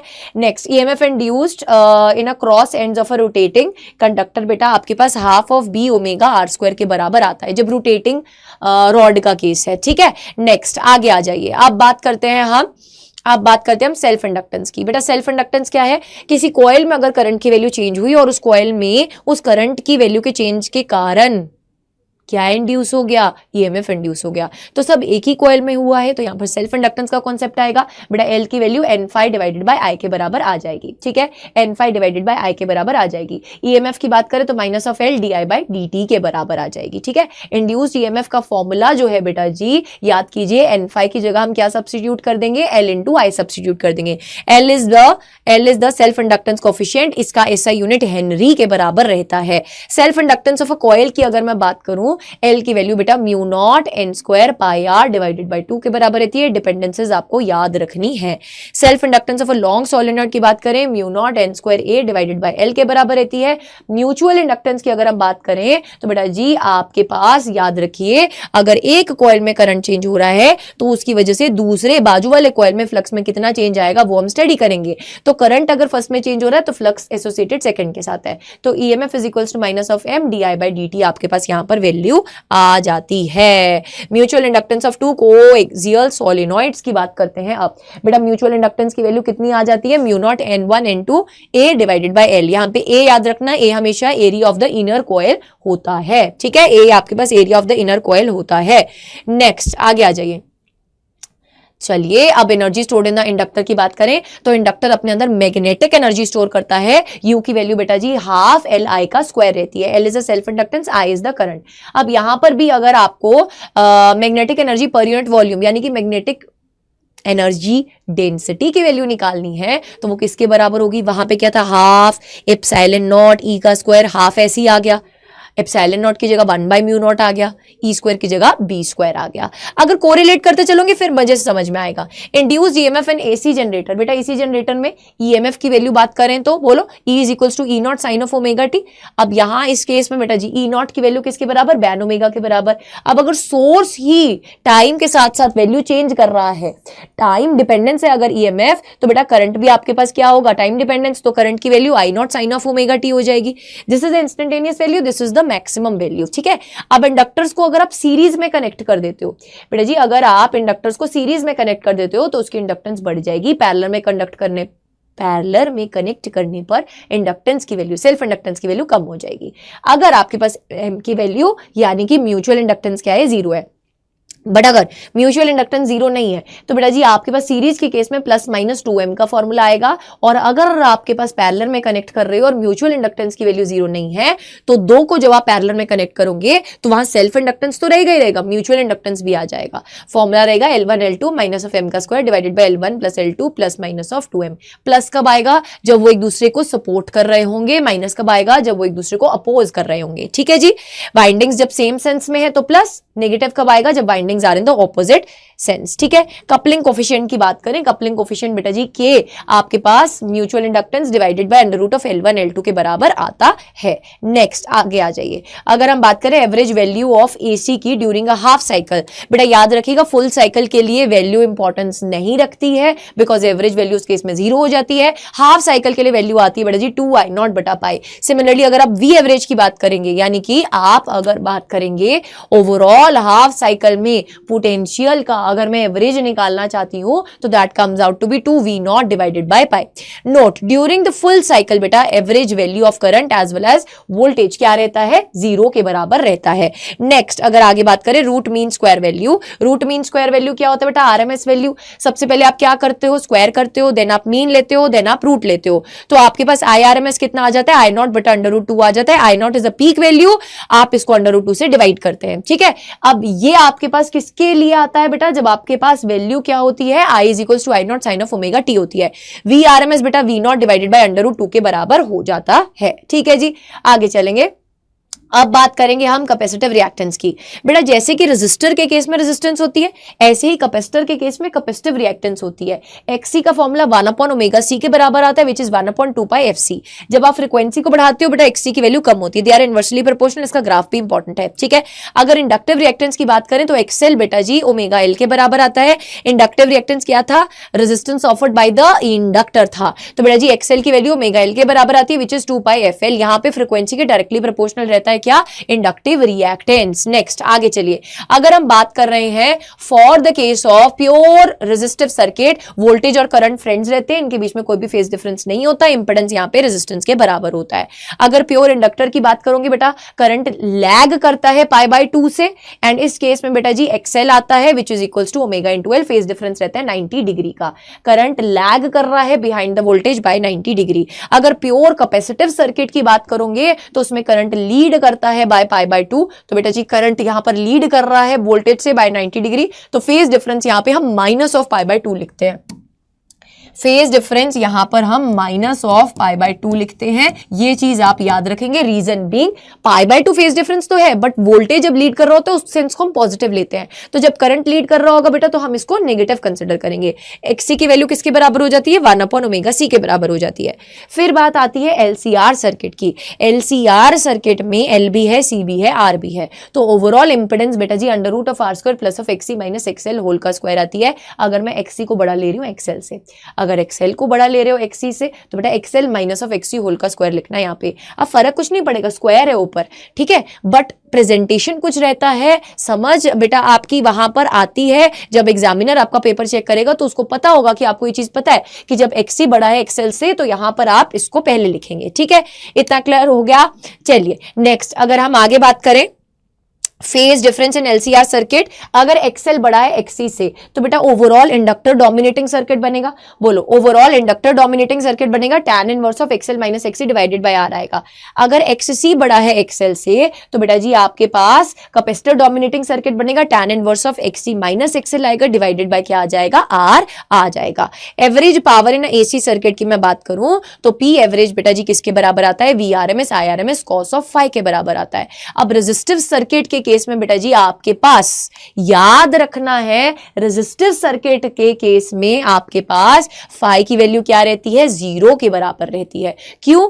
बोलो शाबाश, फेज डिफरेंस 0 के बराबर ही तो रहेगा ना, वोल्टेज और करंट तो फ्रेंड्स होते हैं। प्योर इंडक्टर या प्योर कैपेसिटर में फेज डिफरेंस 90 के बराबर रहता है। बेटा यहाँ पे cos फाई क्या है? पावर फैक्टर है, ठीक है, cos फाई क्या है? पावर फैक्टर है। चलिए अब नेक्स्ट अगर हम आगे बात करें इंपेडेंस ऑफ आरएल सर्किट, बेटा सिंपल सा, मैं ये अलग से नहीं करवाना चाहती, आपने एलसीआर सीख लिया है तो आरएल सर्किट में बेटा आप सिंपली आर और एक्सएल को लेकर चलेंगे। अगर आपके पास आरसी सर्किट है तो आर और एक्ससी को लेकर चलेंगे, ठीक है। स्क्वायर्स होंगे क्योंकि वेक्टर क्वांटिटीज हैं तो हम रिजल्टेंट निकालेंगे जैसे एक वेक्टर क्वांटिटी का निकालते हैं। क्वालिटी फैक्टर बेटा एक आपके पास टर्म आती थी, जब आपके पास एक ऐसी सिचुएशन आ जाए जब एक्सएल एक्सी के बराबर आ जाए तो इंपेडेंस बेटा जी रेजिस्टेंस के बराबर हो जाती है। इन दैट पर्टिकुलर केस हम बोलते हैं रेजोनेंस अचीव हो गया, करंट मैक्सिमम हो जाता है एक पर्टिकुलर फ्रीक्वेंसी पर। अब जितना ज्यादा करंट मैक्सिमम होता है वो हमें एक टर्म बताती है quality factor. Quality factor is basically resonance frequency divided by total bandwidth, that is 2 delta omega, ठीक है। अब बेटा ये किसके बराबर होता है? 1/r √L डिवाइडेड बाय, यहां पे सही कर लेना, 1/r √L divided by C, ठीक है। इसको करेक्ट कर लीजिएगा। चलिए रेजोनेंस की बात करें तो अगर ω0 आपको रेजोनेंस फ्रीक्वेंसी की वैल्यू निकालनी है तो दैट इज 1/√LC के बराबर होगी। अगर लीनियर फ्रीक्वेंसी निकालनी है रेजोनेंस वाली तो बेटा 2π का फैक्टर एक एक्स्ट्रा आएगा। फिर यहाँ पे ट्रांसफॉर्मर का कॉन्सेप्ट आता था। ट्रांसफॉर्मर में याद रखना जहां पर भी नंबर ऑफ वाइंडिंग्स ज्यादा होती हैं वहां का पोटेंशियल भी हम ज्यादा लेते हैं और कॉरेस्पॉन्डिंगली करंट कम होगा, क्योंकि पावर को हमें क्या रखना है बेटा? इनपुट और आउटपुट के बराबर रखना है। हम आइडियल ट्रांसफॉर्मर का केस लेकर चलते हैं जब, तो ट्रांसफॉर्मर रेशियो सेकेंडरी की टर्न्स डिवाइडेड बाय प्राइमरी की turns VS divided by VP जो कि IP डिवाइडेड बाय IS के बराबर आ जाती है। नेक्स्ट, अगर स्पीड ऑफ इलेक्ट्रोमैग्नेटिक वेव की मैं बात करूं, बेटा जी स्पीड ऑफ इलेक्ट्रोमैग्नेटिक वेव किसके बराबर होगा? 1/√μ0 ε0 के बराबर हो जाएगा इन वैक्यूम में। अगर किसी मीडियम की बात करेंगे तो मीडियम के केस में क्या हो जाएगा बोलो? V is equals to what? बोलो, V is equals to what? V is equals to C divided by √μ into epsilon. यहां पर एक चीज आप याद रखेंगे, इधर आपके पास फैक्टर आएगा बेटा μr और एप्सिलॉन r का, μr और एप्सिलॉन r का, क्योंकि यहां से जब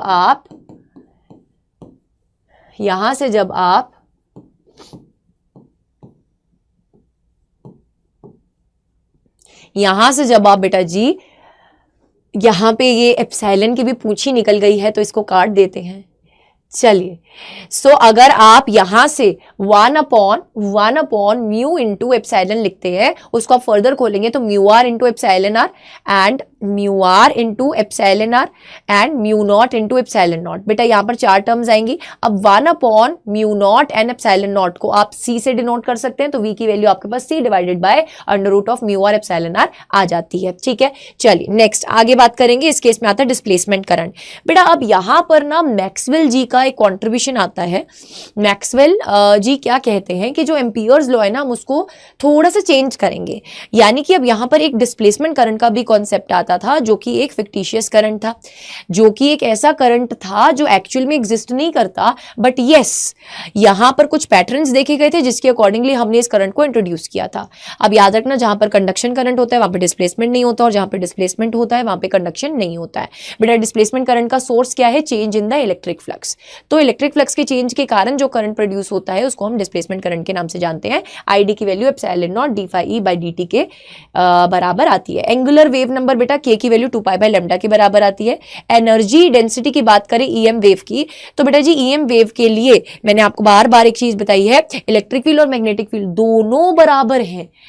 माँ के लिए दोनों बच्चे बराबर होते हैं। तो इलेक्ट्रोस्टैटिक एनर्जी बेटा जी अगर आप बात करोगे आपके पास 1/4 एप्सिलॉन नॉट E का स्क्वायर, मैग्नेटिक एनर्जी की बात करोगे B² डिवाइडेड बाय 4 μ0, बराबर होती हैं ये। ठीक है, इक्वल होती हैं। फिर आगे चलिए, फॉर्मूलाज की बात कर रहे हैं बेटा इस चैप्टर में। पॉइंटिंग वेक्टर बेसिकली जिस डायरेक्शन में आपकी electric field cross of magnetic field यानी कि direction of propagation of EM wave है, उसी डायरेक्शन में एनर्जी प्रोपोगेट करती है। तो S यहाँ पे रिप्रेजेंट करता है बेटा किसकी डायरेक्शन को? एनर्जी की डायरेक्शन को, which is nothing else but the direction of the EM wave only, that is E cross of B। बस डिनोमिनेटर में बेटा 2 μ0 का फैक्टर एक एक्स्ट्रा आ जाता है। Relationship between E and B क्या रहता है बेटा? E is equals to B times of C। Electric field vector की ज्यादा इंपॉर्टेंस है मैग्नेटिक फील्ड वेक्टर से, याद रखना।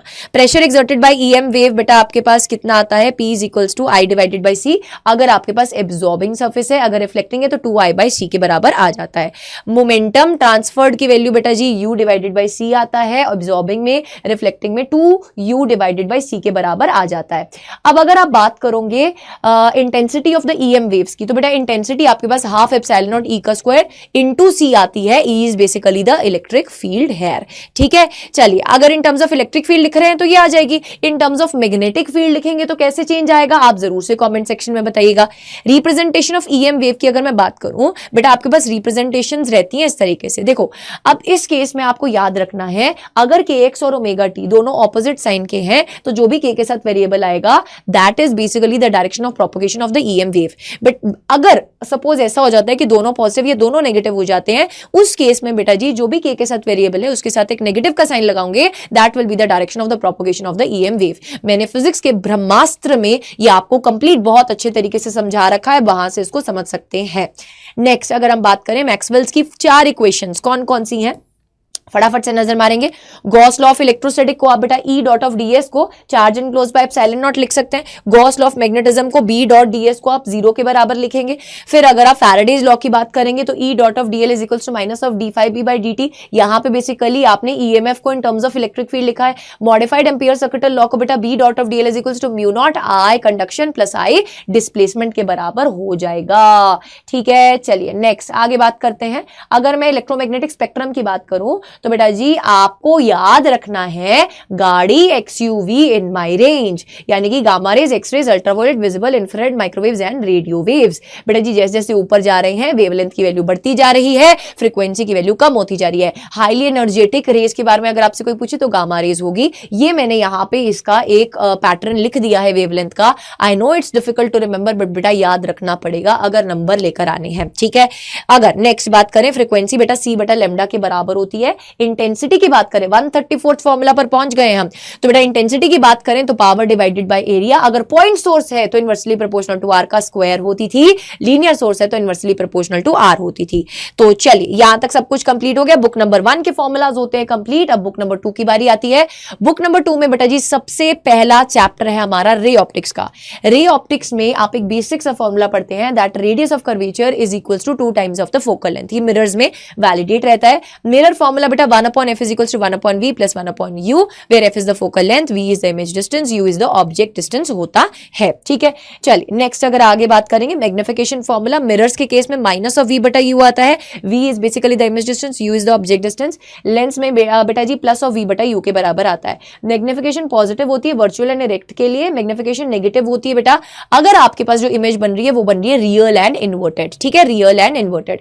नेक्स्ट आगे आ जाइए। अगर हम बात करें मैग्निफिकेशन 1 है, दैट मींस जो साइज ऑफ द ऑब्जेक्ट है और इमेज है वो बराबर है। अगर इमेज आपके पास सेम साइज की एज एन ऑब्जेक्ट तो मैग्निफिकेशन 1 के बराबर। अगर इमेज ग्रेटर है ऑब्जेक्ट से तो आपके पास मैग्निफिकेशन ग्रेटर देन 1 होगी। अगर आपके पास इमेज स्मॉलर है ऑब्जेक्ट से तो मैग्निफिकेशन लेस देन 1 होगी। आई होप ये समझ में आ चुका है आपको। फिर हम आगे चलेंगे लेंस फॉर्मूला की तरफ। बेटा मिरर से लेंस फॉर्मूला में क्या डिफरेंस है? मिरर फॉर्मूला में जहां सेंटर में आता है प्लस, वहीं पर बेटा लेंस फॉर्मूला में आता है माइनस। तो लेंस फॉर्मूला में 1/v माइनस और 1/u हो जाएगा। उसके बाद ये बहुत इंपॉर्टेंट डेरिवेशन मैंने करवा रखी है आपको बेटा लेंस मेकर्स फॉर्मूला की। पूरे चांसेस हैं कि ये पेपर में पूछा जा सकता है। That is 1 focal length is equals to μ2 minus μ1 divided by μ2 1/r1 minus 1/r2। r1 and r2 are the radius of curvature, μ2 and μ1 are respectively the refractive index of the denser medium and rare medium and focal length आपका f से denote होता है। फिर आता है Snell's law. Snell's law क्या कहता है? ये बेसिकली लॉ ऑफ रिफ्रैक्शन में यूज होता है बेटा। म्यू यानी कि refractive index of a medium into sine of the angle in that medium is equals to the refractive index of the second medium into the angle sine of the angle in that medium. So μ1 into sine i is equals to μ2 into sine of r के बराबर होता है। Next आगे आ जाइए। Refraction through a glass lab में बेटा आपके पास लेटरल शिफ्ट का एक कॉन्सेप्ट आता है। लेटरल शिफ्ट याद कीजिए, जब आपके पास जो इंसिडेंट रे थी और जो इमर्जेंट रे थी वो एक दूसरे के पैरेलल होती है बट जरा सा दोनों में शिफ्ट होता है। That is t divided by cos of r1 sine of i1 minus of r1। बेटा साइन बटा cos tan होता है। T से ही थिकनेस होती है आपकी ग्लास स्लैब की। सो यहां पर आपके पास ये कॉन्सेप्ट से फॉर्मूला आ जाता है। नेक्स्ट आगे चलिए। Real depth and apparent depth. Real depth क्या है? रियल डेप्थ है जो कि है सच। एपरेंट डेप्थ क्या है? जो कि है झूठ। अगर आप किसी कॉइन को पानी में फेंकते हैं बेटा और आपके मन में लालच आया और आपने उस कॉइन को दोबारा उठाने की कोशिश करी तो बेटा जी आपका हाथ कहां रह जाएगा? ऊपर ही रह जाएगा। यानी कि आपको उसकी वर्चुअल या फिर आप वर्चुअल छोड़िए, आपको उसकी एपरेंट इमेज दिखाई दे रही होगी। रियल में वो कॉइन बहुत नीचे है बेटा, रियल में वो कॉइन ऊपर नहीं है। So real depth and apparent depth में बेटा आपको ये चीज याद रखनी है दैट अगर ऑब्जर्वर रेयरर मीडियम में है, if the observer is in the rarer medium, so in that particular case बेटा आपकी जो रियल डेप्थ होती है वो ज्यादा होती है, एपरेंट डेप्थ कम होती है। तो रियल डेप्थ ऊपर आएगी, एपरेंट डेप्थ नीचे आएगी, ठीक है। नेक्स्ट अगर हम बात करें ऑब्जर्वर अगर डेंसर मीडियम में है तो एपरेंट डेप्थ ज्यादा होगी, रियल डेप्थ कम होगी। तो बेटा इधर n2 1 ही रहने दो, जहां पे n2 refractive index of the denser है, n1 refractive index of the rarer है, इसको बस इंटरचेंज कर देंगे। जब भी ऑब्जर्वर डेंसर मीडियम में है तो उस केस में एपरेंट डेप्थ ज्यादा है तो उसको आप न्यूमरेटर में कर देंगे, ठीक है जी। चलिए आगे चलेंगे। अब कॉन्सेप्ट आता है टोटल इंटरनल रिफ्लेक्शन का। बेटा टोटल इंटरनल रिफ्लेक्शन में क्या था बोलो? जब आपकी लाइट मूव कर रही है denser to rarer medium and जब आपका एंगल ऑफ इंसिडेंस ग्रेटर है क्रिटिकल एंगल से। अब बहुत सारे बच्चे बोलेंगे मैम क्रिटिकल एंगल क्या था, फटाफट से बता दो। क्रिटिकल एंगल वो एंगल ऑफ इंसिडेंस था जिसपे एंगल ऑफ रिफ्रैक्शन 90 डिग्री के बराबर होता है, लाइट सरफेस को ग्रेस करती हुई जाती है। सो बेटा जी टोटल इंटरनल रिफ्लेक्शन की दो कंडीशन है, जब लाइट डेंसर टू रेयरर जा रही है, angle of incidence greater than critical angle है। So these two conditions are if satisfied, so ये आपकी TIR की कंडीशन को बताती है। अब आपके पास अगर मीडियम कैसा है, यहां पे मैं आपको बोलूंगी कि आप जनरल फॉर्मूला जरूर से याद रखेंगे, यहां पे आप जनरल फॉर्मूला याद रखेंगे बेटा जी, यहां पे आप जनरल फॉर्मूला याद रखेंगे, sine of the critical angle is equals to refractive index of the rare medium divided by refractive index of the denser medium. इसका एक छोटू सा डेरिवेशन है, ऑलरेडी मैंने करवा रखा है बेटा। वाटर के लिए क्रिटिकल एंगल 48.75 डिग्री होता है, डायमंड के लिए 24.41 डिग्री होता है, क्राउन ग्लास के लिए 41.14 डिग्री होता है। यानी कि आप क्रिटिकल एंगल से अगर इंसिडेंस एंगल को बढ़ा देंगे तो उस पर्टिकुलर केस में आपके पास TIR का फिनोमिना अकर होना शुरू हो जाएगा in respective these three value quantities. ठीक है, रिफ्रैक्शन एट स्फेरिकल सरफेस की अगर मैं बात करूं तो आप बहुत सारे बच्चे ना बोलते हैं मैम इसमें 6 डेरिवेशन है। नहीं बेटा जी, आपको सिर्फ इतना याद रखना है कि अगर रेयर टू डेंसर का केस है या डेंसर टू रेयर का केस है, फॉर्मूला सेम ही निकल के आएगा। अगर लाइट जा रही है रेयर टू डेंसर तो बेटा N2 minus N1 divided by R is equals to N2 by V minus N1 by U। N2 यहाँ पे refractive index of the denser medium है, N1 यहाँ पे refractive index of the rare medium है, V is the image distance, V is the image distance, U is the object distance, R is the radius of curvature। अगर denser to rare का case आता है आप N1 और N2 की positions को interchange कर देंगे, नथिंग एल्स। नेक्स्ट आगे चलेंगे, फोकल लेंथ कॉम्बिनेशन का बेटा F1/F इक्विवेलेंट किसके बराबर होता है, 1/F1 प्लस 1/F2 के बराबर होता है। अगर कॉन्केव लेंस है so please remember concave lens के लिए फोकल लेंथ आता है नेगेटिव, कॉन्केव लेंस के लिए फोकल लेंथ आता है नेगेटिव। तो डिपेंडिंग अपॉन दैट आप विद साइन बेटा यहां पर सब्स्टिट्यूट कर देंगे। अगर पावर की बात करें तो 1 फोकल लेंथ के बराबर होती है, बट अगर फोकल लेंथ मीटर्स में है तो पावर उस टाइम पर डायोप्टर में होगी।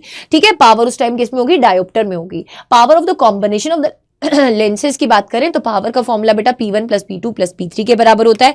ऑलवेज रिमेंबर बेटा जी, पावर को आप नॉर्मली ऐड कर सकते हो, फोकल लेंथ आपको इनवर्स में ऐड करनी पड़ेगी, एंड मैग्निफिकेशंस को आप मल्टीप्लाई करते हो जब आप कॉम्बिनेशन का मैग्निफिकेशन निकाल रहे होते हो। अब radius of the circle seen from the water to air by the fish, बेटा ये एक इंपॉर्टेंट फॉर्मूला है जिसके ऊपर बेस कभी कभी क्वेश्चन आ जाता है। रेडियस की वैल्यू होती है D, यानी कि जो कि डेप्थ है, under root of mu square minus of 1 where mu is the refractive index of the water. ठीक है, mu is the refractive index of the water. Next prism formula की बात करें तो प्रिज्म के केस में बेटा एंगल ऑफ डेविएशन का कॉन्सेप्ट आता था। याद कीजिए डेविएशन किसके बराबर होता था, म्यू माइनस 1 इंटू ए के बराबर होता था। अब बहुत सारे बच्चे बोलेंगे मैम ये नहीं आता है चैप्टर, तो फिक्र क्यों करते हो मेरी जान, मैं आपके लिए लेकर आ रही हूं complete ray optics plus wave optics का एक वन शॉट। कब आने वाला है, आने वाला है 18 फरवरी को सुबह 11 बजे। सो मेक श्योर करिएगा आप उस वीडियो के लिए पूरा रेडी होकर आ रहे हैं। बेटा एंगल ऑफ डेविएशन की बात करें तो म्यू माइनस 1 इंटू ए के बराबर आता है। A is the angle of prism, mu is the reflective index. Next अगर आप एंगल ऑफ प्रिज्म की बात करेंगे तो वो R1 प्लस R2 के बराबर होता है। R1 एंड R2 क्या होता था, फर्स्ट सरफेस जहां पर आपकी लाइट फॉल कर रही होती थी वहां का एंगल ऑफ रिफ्रैक्शन, और R2 बेटा जो सेकंड सरफेस पर लाइट इंसिडेंट कर रही होती थी उसका एंगल होता था। ठीक है, म्यू रिफ्रैक्टिव इंडेक्स किसके बराबर आ जाता था, जब मिनिमम डेविएशन का केस हो एंगल आई ई के बराबर हो जाता है। लाइट बेटा जी प्रिज्म के केस में अंदर पैरेलल हो जाती है सरफेस के, एंड इस पर्टिकुलर केस में बेटा आपके पास mu is equals to sine of A plus delta M divided bye 2 sine of A by 2 के बराबर आ जाता है। ठीक है, ये याद रखना, ये कब वैलिडेट है, जब I is equals to E है। फिर एंगुलर डिस्पर्शन की अगर मैं बात करूं तो delta V minus delta R. V क्या है, वॉयलेट कलर में कितना डेविएशन हुआ, आर क्या है, रेड कलर में कितना डेविएशन हुआ, is equals to violet colour के with respect to refractive index minus red colour के विद रिस्पेक्ट टू कितना रिफ्रैक्टिव इंडेक्स फील हो रहा है। So mu V minus mu R, साथ में क्या आ जाएगा बेटा जी आपके पास A which is the angle of prism. Next आगे चलेंगे 153 फॉर्मूला की तरफ बढ़ने जा रहे हैं। बेटा याद रखिएगा रिफ्रैक्टिव इंडेक्स और वेवलेंथ इनवर्सली प्रोपोर्शनल होते हैं। Lambda is inversely proportional to mu where mu is the refractive index. फिर magnifying power of a simple microscope की बात करो तो दो कंडीशंस होती हैं।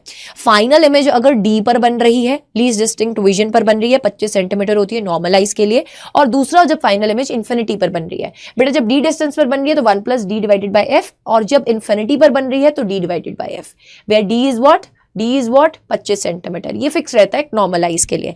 जब आप सिंपल माइक्रोस्कोप की बात करो तो बेटा फोकल लेंथ को आपको कम करना पड़ेगा मैग्निफिकेशन को बढ़ाने के लिए। सो फॉर अवॉइडिंग दैट हम कंपाउंड माइक्रोस्कोप की तरफ आते हैं। यहां पर आपके पास दो लेंसेज होते हैं, ऑब्जेक्टिव एंड आईपीस।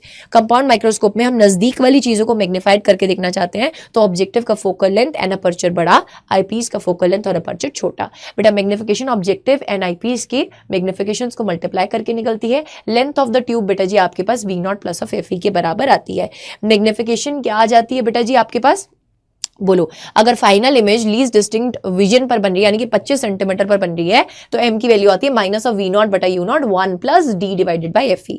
ये सिंपल माइक्रोस्कोप वाला फॉर्मूला ही है, बस ऑब्जेक्टिव का magnification for the case of, बोलो, for the case of lens आपके पास मैग्निफिकेशन क्या होती थी, माइनस ऑफ वी बटा यू ही तो होती थी ना। बोलो जी, शाबाश, फटाफट से बताएंगे। सिंपली आपने वो यहां पर एज इट इज सब्सटीट्यूट करना है। यहां पर ये जो मैग्निफिकेशन आ रही है ये आपकी आईपीस की सेम वैसी आएगी जैसे कि सिंपल माइक्रोस्कोप की आ रही है। ठीक है, आपके पास जो फाइनल इमेज यहां पर बन रही है इस पर्टिकुलर केस में वो रियल एंड इन्वर्टेड बनती है ऑब्जेक्टिव के विद रिस्पेक्ट टू, तो बेटा इसलिए यहां पर नेगेटिव का साइन आता है। अगर फाइनल इमेज एट इंफिनिटी बन रही है तो 1 का फैक्टर यहां से गायब हो जाता है। चलिए next, magnification of astronomical telescope. Astronomical telescope में आप दूर की चीजों को देख रहे हैं, चंदा मामा को देखना चाहते हैं आप बेटा, तो मैग्निफिकेशन इस केस में क्या होती है, ट्यूब लेंथ की वैल्यू याद करो F not plus of F E के बराबर, मैग्निफिकेशन होती है माइनस ऑफ एफ नॉट बटा F E 1 plus F E divided by D. अब अगर हम यहां पर बात करेंगे लीस्ट डिस्टिंक्ट विजन पर होती है, अगर आप इन्फिनिटी पे बात करोगे तो magnification minus of F naught बटा एफ ई के बराबर होती है, where F E is the focal length of the objective and F naught is the focal length of the objective and F E is the focal length of the eyepiece. ठीक है, always remember this thing. Next अगर हम बात करें, अब हम चलने जा रहे हैं वेव ऑप्टिक्स चैप्टर की तरफ। अभी तक हमने 9 चैप्टर्स रिवाइज कर लिए हैं, 9 चैप्टर्स के फॉर्मूलाज रिवाइज कर लिए हैं। अब 10th चैप्टर की तरफ मूव करने जा रहे हैं, वेव ऑप्टिक्स। बेटा वेव ऑप्टिक्स के केस में आपको याद रखना है resultant intensity of the superposition. कोई ऐसा बच्चा है जिसने अभी तक अटेंडेंस मार्क नहीं करी है, please make sure that like कर दीजिएगा जरूर से सेशन को। नॉन स्टॉप बेटा, बिना सांस लिए बोल रही हूं आपके लिए, बिकॉज जानती हूं कितनी इंपॉर्टेंस है आपके लिए इस फॉर्मूला शीट की। सिर्फ फॉर्मूला शीट देने से कुछ नहीं होता है बेटा, इसीलिए मेक श्योर कर रही हूं कि हर फॉर्मूला जो इसमें मैंने खुद अपने हाथों से लिखा है वो मैं आपको समझाती चलूं। सो यहां पर अगर वेव ऑप्टिक्स की बात करें, रिजल्टेंट इंटेंसिटी ऑन सुपरपोजिशन बेटा किसके बराबर, I1 I2 जो इंडिविजुअल इंटेंसिटीज हैं plus of 2 under root of I1 I2 cos of I1 minus I2। बेटा ये इंटरफेरेंस टर्म को रिप्रेजेंट करती है। Intensity directly proportional to amplitude का स्क्वायर रहती है। अगर इंटेंसिटी बराबर होगी बेटा तो maximum intensity 4 times of I0 आ जाएगी। अगर इंटेंसिटी बराबर होगी तो मिनिमम इंटेंसिटी 0 के बराबर आ जाएगी, अगर हम दो कोहेरेंट सोर्सेज की बात कर रहे हैं। मैक्सिमम टू मिनिमम इंटेंसिटी का ये फॉर्मूला बहुत इंपॉर्टेंट है, इसके ऊपर बेस्ड न्यूमेरिकल भी आता है, under root of I1 plus under root of I2 whole का square divided by under root of I1 minus under root of I2 whole का स्क्वायर। चलिए नेक्स्ट आगे देखते हैं, relationship between phase difference and path difference. बेटा phase difference आपके पास 2 pi by lambda into path difference के बराबर आता है। अगर पाथ डिफरेंस पता है तो फेज डिफरेंस आप इजीली यहां से फाइंड आउट कर सकते हैं। चलिए जी नेक्स्ट अगर हम बात करें, constructive and destructive path difference conditions and phase difference conditions क्या होती हैं। सिंपली पाथ डिफरेंस याद रखिए, जब भी आपके पास 2n लैम्डा बटा 2 का मल्टीपल है, जहां पे n0 1 2 3 है तो एक कंस्ट्रक्टिव का केस है। फेज डिफरेंस इस केस में 2n पाई का मल्टीपल होना चाहिए, इवन मल्टीपल ऑफ पाई होना चाहिए, यानी कि डिस्ट्रक्टिव के लिए बेटा 2n प्लस 1 लैम्डा बटा 2। इस केस में n की वैल्यू कहां से शुरू, n की वैल्यू 0 से शुरू। अगर आप 2n माइनस 1 लैम्डा बटा 2 लेते हैं तो n की वैल्यू कहां से शुरू, 1 से शुरू। तो हमेशा 0 वाली वैल्यू याद रख लो, इजी होगा आपके लिए। अब पाथ डिफरेंस तो हो गया, फेज डिफरेंस की बात करें तो ऑड मल्टीपल ऑफ पाई से डिनोट करते हो आप इसको। ठीक है, चलिए नेक्स्ट, अगर आप height of maxima and minima for interference निकालना चाहते हो तो बेटा ब्राइट की हाइट कितनी होती थी यंग्स डबल स्लिट एक्सपेरिमेंट में, it is an lambda capital D बटा स्मॉल डी। कैपिटल डी क्या होता था, distance between the slits and the screen. Small D क्या होता था, distance between the to sources. ठीक है, आपके पास ये चीज याद रखनी है बेटा, ब्राइट के केस में ये हाइट आती है। एंड अगर आप डिस्ट्रक्टिव के केस में, डार्क फ्रिंज के केस में हाइट निकालना चाहते हैं तो 2n plus 1 lambda capital D divided bye 2d। n की value plus minus 1 plus minus 2 and so on होती थी। फिर फ्रिंज विड्थ की बात करें, कितना मोटापा होता है ब्राइट का या फिर डार्क का, बीटा की वैल्यू किसके बराबर, लैम्डा कैपिटल डी बटा स्मॉल डी के बराबर। Lambda is wavelength, capital D is a distance between the slit and the screen, small D is a distance between the two slits. ठीक है जी। अब नेक्स्ट अगर हम बात करें बेटा, आपके पास अगर स्ट्रेट फ्रिंजेस हैं, एनसीईआरटी का पॉइंट है, फटाफट से ध्यान से सुन लेंगे, तो कैपिटल डी बहुत बहुत बड़ा होगा बीटा से। अगर कैपिटल डी बहुत बहुत बड़ा बीटा से नहीं है तो आपके पास हाइपरबोला फ्रिंजेस बनती हैं। इन लिक्विड की अगर मैं बात करूं, आपके पास इन लिक्विड की बात करूं तो बेटा अगर आपने पूरे सेटअप को किसी सेटअप YDSE के सेटअप को उठा के किसी भी और मीडियम में डाल दिया जिसका रिफ्रैक्टिव इंडेक्स म्यू है, तो बेटा जी आपके पास जो फ्रिंज विड्थ है वो बीटा से क्या हो जाती है, सॉरी जो फ्रिंज विड्थ है बीटा वो क्या हो जाती है, म्यू से रिड्यूस हो जाती है। एंगुलर फ्रिंज विड्थ बेटा जी आपके पास linear fringe width divided by capital D रहती है, यानी कि distance between the slits and the screen, capital D. तो बेटा जी ये आपके पास लैम्डा डिवाइडेड बाय डी के बराबर आती है, और ये क्वेश्चन भी पूछा जाता है एंगुलर फ्रिंज विड्थ क्या distance between the slits and the screen के ऊपर डिपेंड नहीं करता, the answer is no, because आप देख सकते हो यहाँ पे कैपिटल डी की डिपेंडेंस हट जाती है। नेक्स्ट अगर स्लिट विड्थ रेशियो की मैं बात करूं तो बेटा ये जो विड्थ्स होती हैं W1 by W2 इसको आप इंटेंसिटी की रेशियोज ले सकते हैं which is further equals to the amplitude के स्क्वायर की रेशियो के बराबर। नेक्स्ट आ जाइए, यहां पर अब हम बात करेंगे किसके बारे में, यहां पर अब हम बात कर रहे होंगे position of maxima and minima के बारे में डायफ्रैक्शन के केस में। देखो जब डायफ्रैक्शन का केस आता है तो याद रखना ये सिंगल स्लिट का केस है, इसमें इंटरफेरेंस के केस में जो ब्राइट पॉइंट जहां बन रहे होते थे, डायफ्रैक्शन के केस में वहां पर डार्क पॉइंट्स बनते हैं, रिवर्स हो जाती है कंडीशन। एक कंडीशन जो आपको याद रखनी है that is path difference is equals to N lambda बटा ए यहां पे क्या रहता है, सिंगल स्लिट की विड्थ के बराबर रहता है, capital D is the distance between the single slit and the screen. ठीक है जी, पोजीशन ऑफ मैक्सिमा की बात करोगे तो 2n+1 लैम्डा बटा ए के बराबर आ जाएगी। Angular width of the central maxima की बात करोगे तो वो 2 टाइम्स के बराबर होती है। बेटा इंटरफेरेंस के केस में इंटेंसिटी सारे मैक्सिमास की सेम बनती है, बट अगर आप डायफ्रैक्शन के केस में बात करोगे तो सेंट्रल की जो आपके पास इंटेंसिटी होती है वो मैक्सिमम होती है, उसके बाद इंटेंसिटी लगातार ड्रॉप होती जाती है। तो विड्थ की भी अगर बात करोगे ना तो सेंट्रल की जो विड्थ रहती है वो डबल रहती है, that is 2 lambda divided by A रहती है। ठीक है जी, चलिए अब इसके बाद अगर यहां पर मैक्सिमा की कंडीशन देखोगे तो याद करो जो वहां पर मिनिमा की कंडीशन थी 2n+1 lambda capital D by 2d वाली, वो यहां पर किसकी रहती है बेटा जी, बोलो, वहां मिनिमा की तो यहां मैक्सिमा की। इधर आप देखो मिनिमा के केस में 2n lambda capital D divided bye 2d है, उधर ये किसकी होती थी, मैक्सिमा की होती थी। ठीक है, सो इंटरचेंज हो जाती है।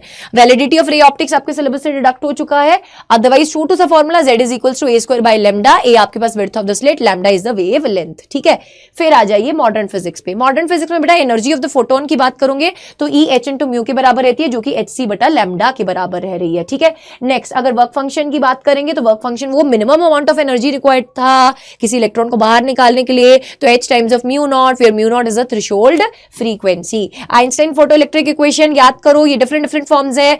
फोटोन जितनी एनर्जी लेकर आ रहा था h म्यू, वो 2 तरीके से बेटा जी यूटिलाइज होती थी, work function plus of kinetic energy.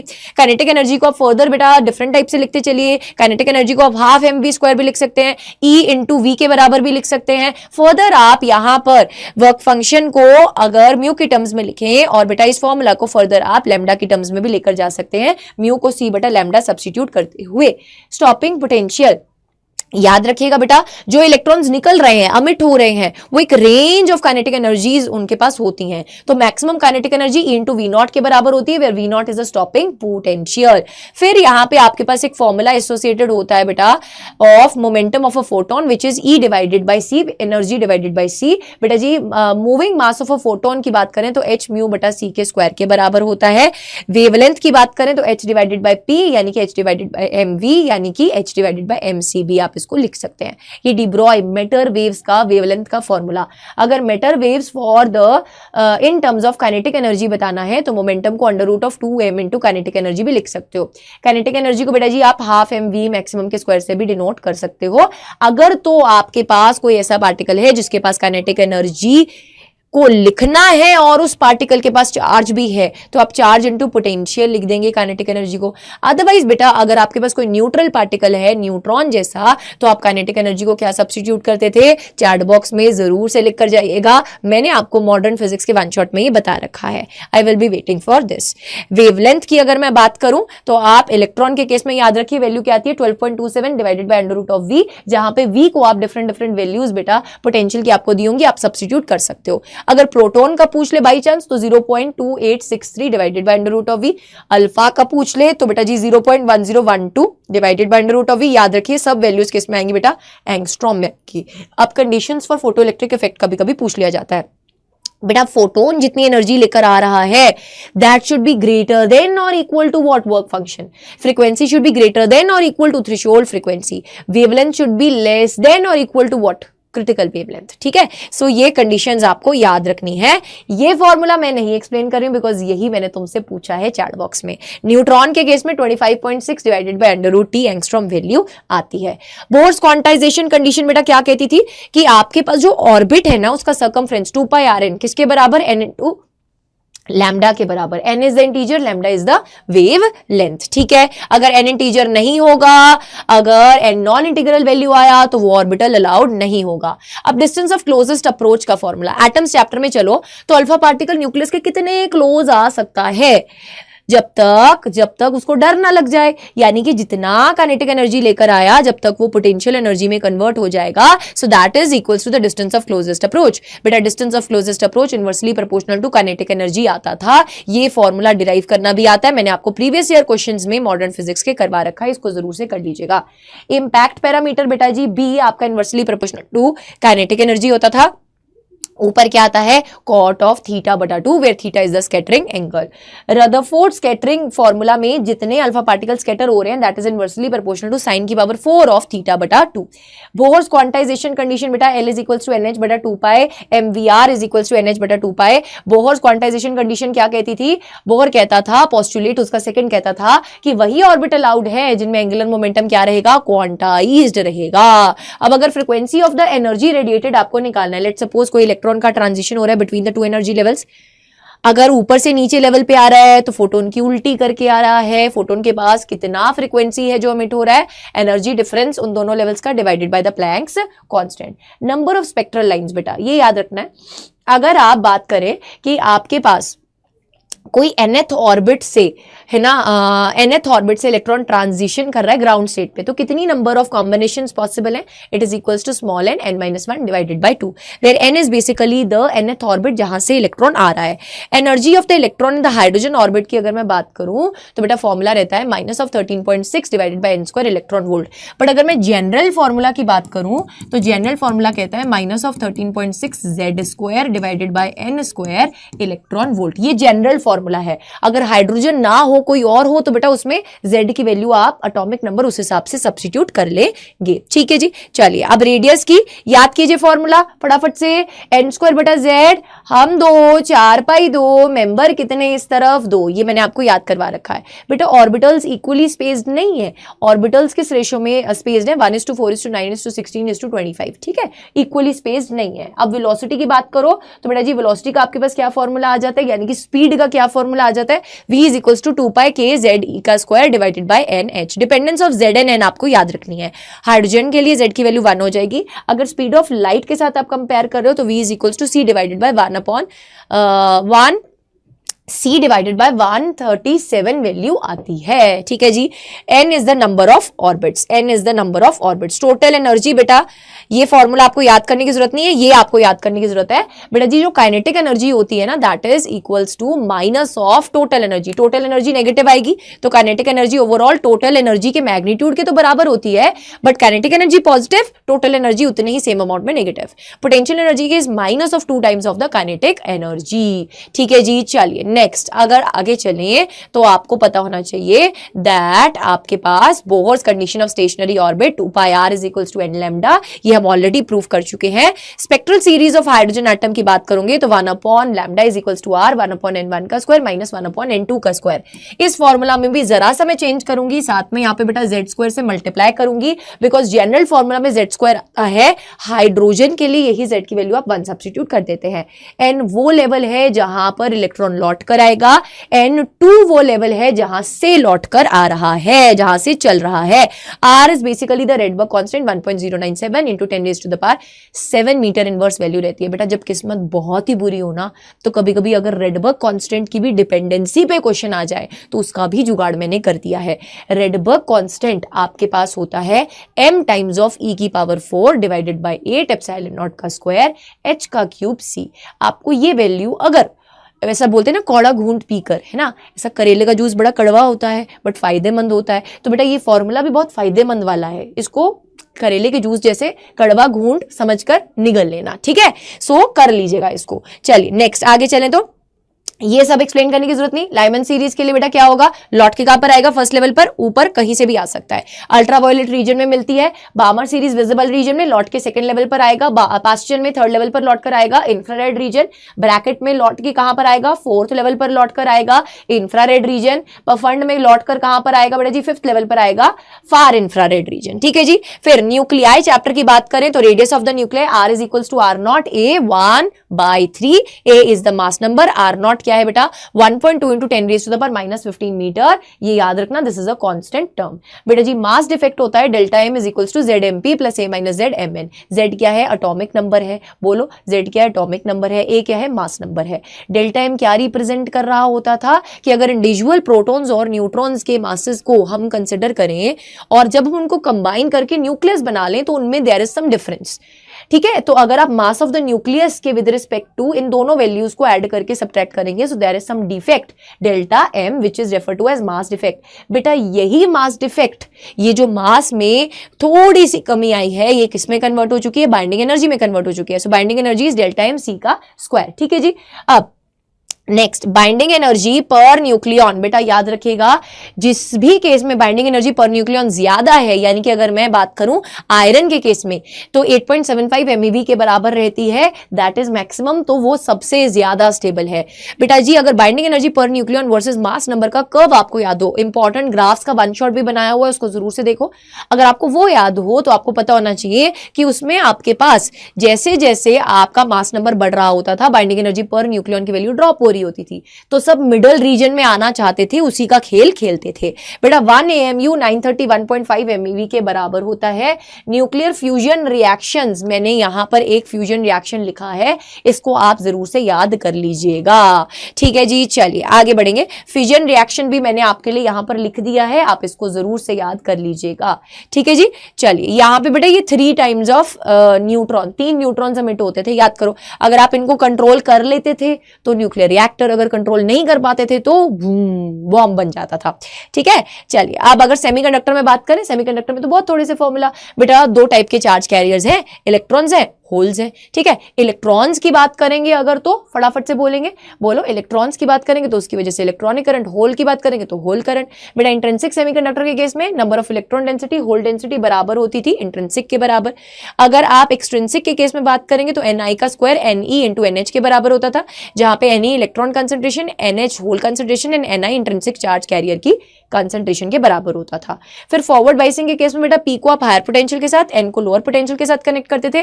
Reverse biasing में आप P को लोअर पोटेंशियल के साथ और N को हायर पोटेंशियल के साथ कनेक्ट करते हो। ठीक है जी। अब आगे अगर मैं बात करूं, आपको करंट की वैल्यू निकालनी है। ठीक है, सपोज करो आपके पास जो डायोड है वो आइडियल डायोड नहीं है, तो उसकी कुछ फॉरवर्ड रेजिस्टेंस तो होगी।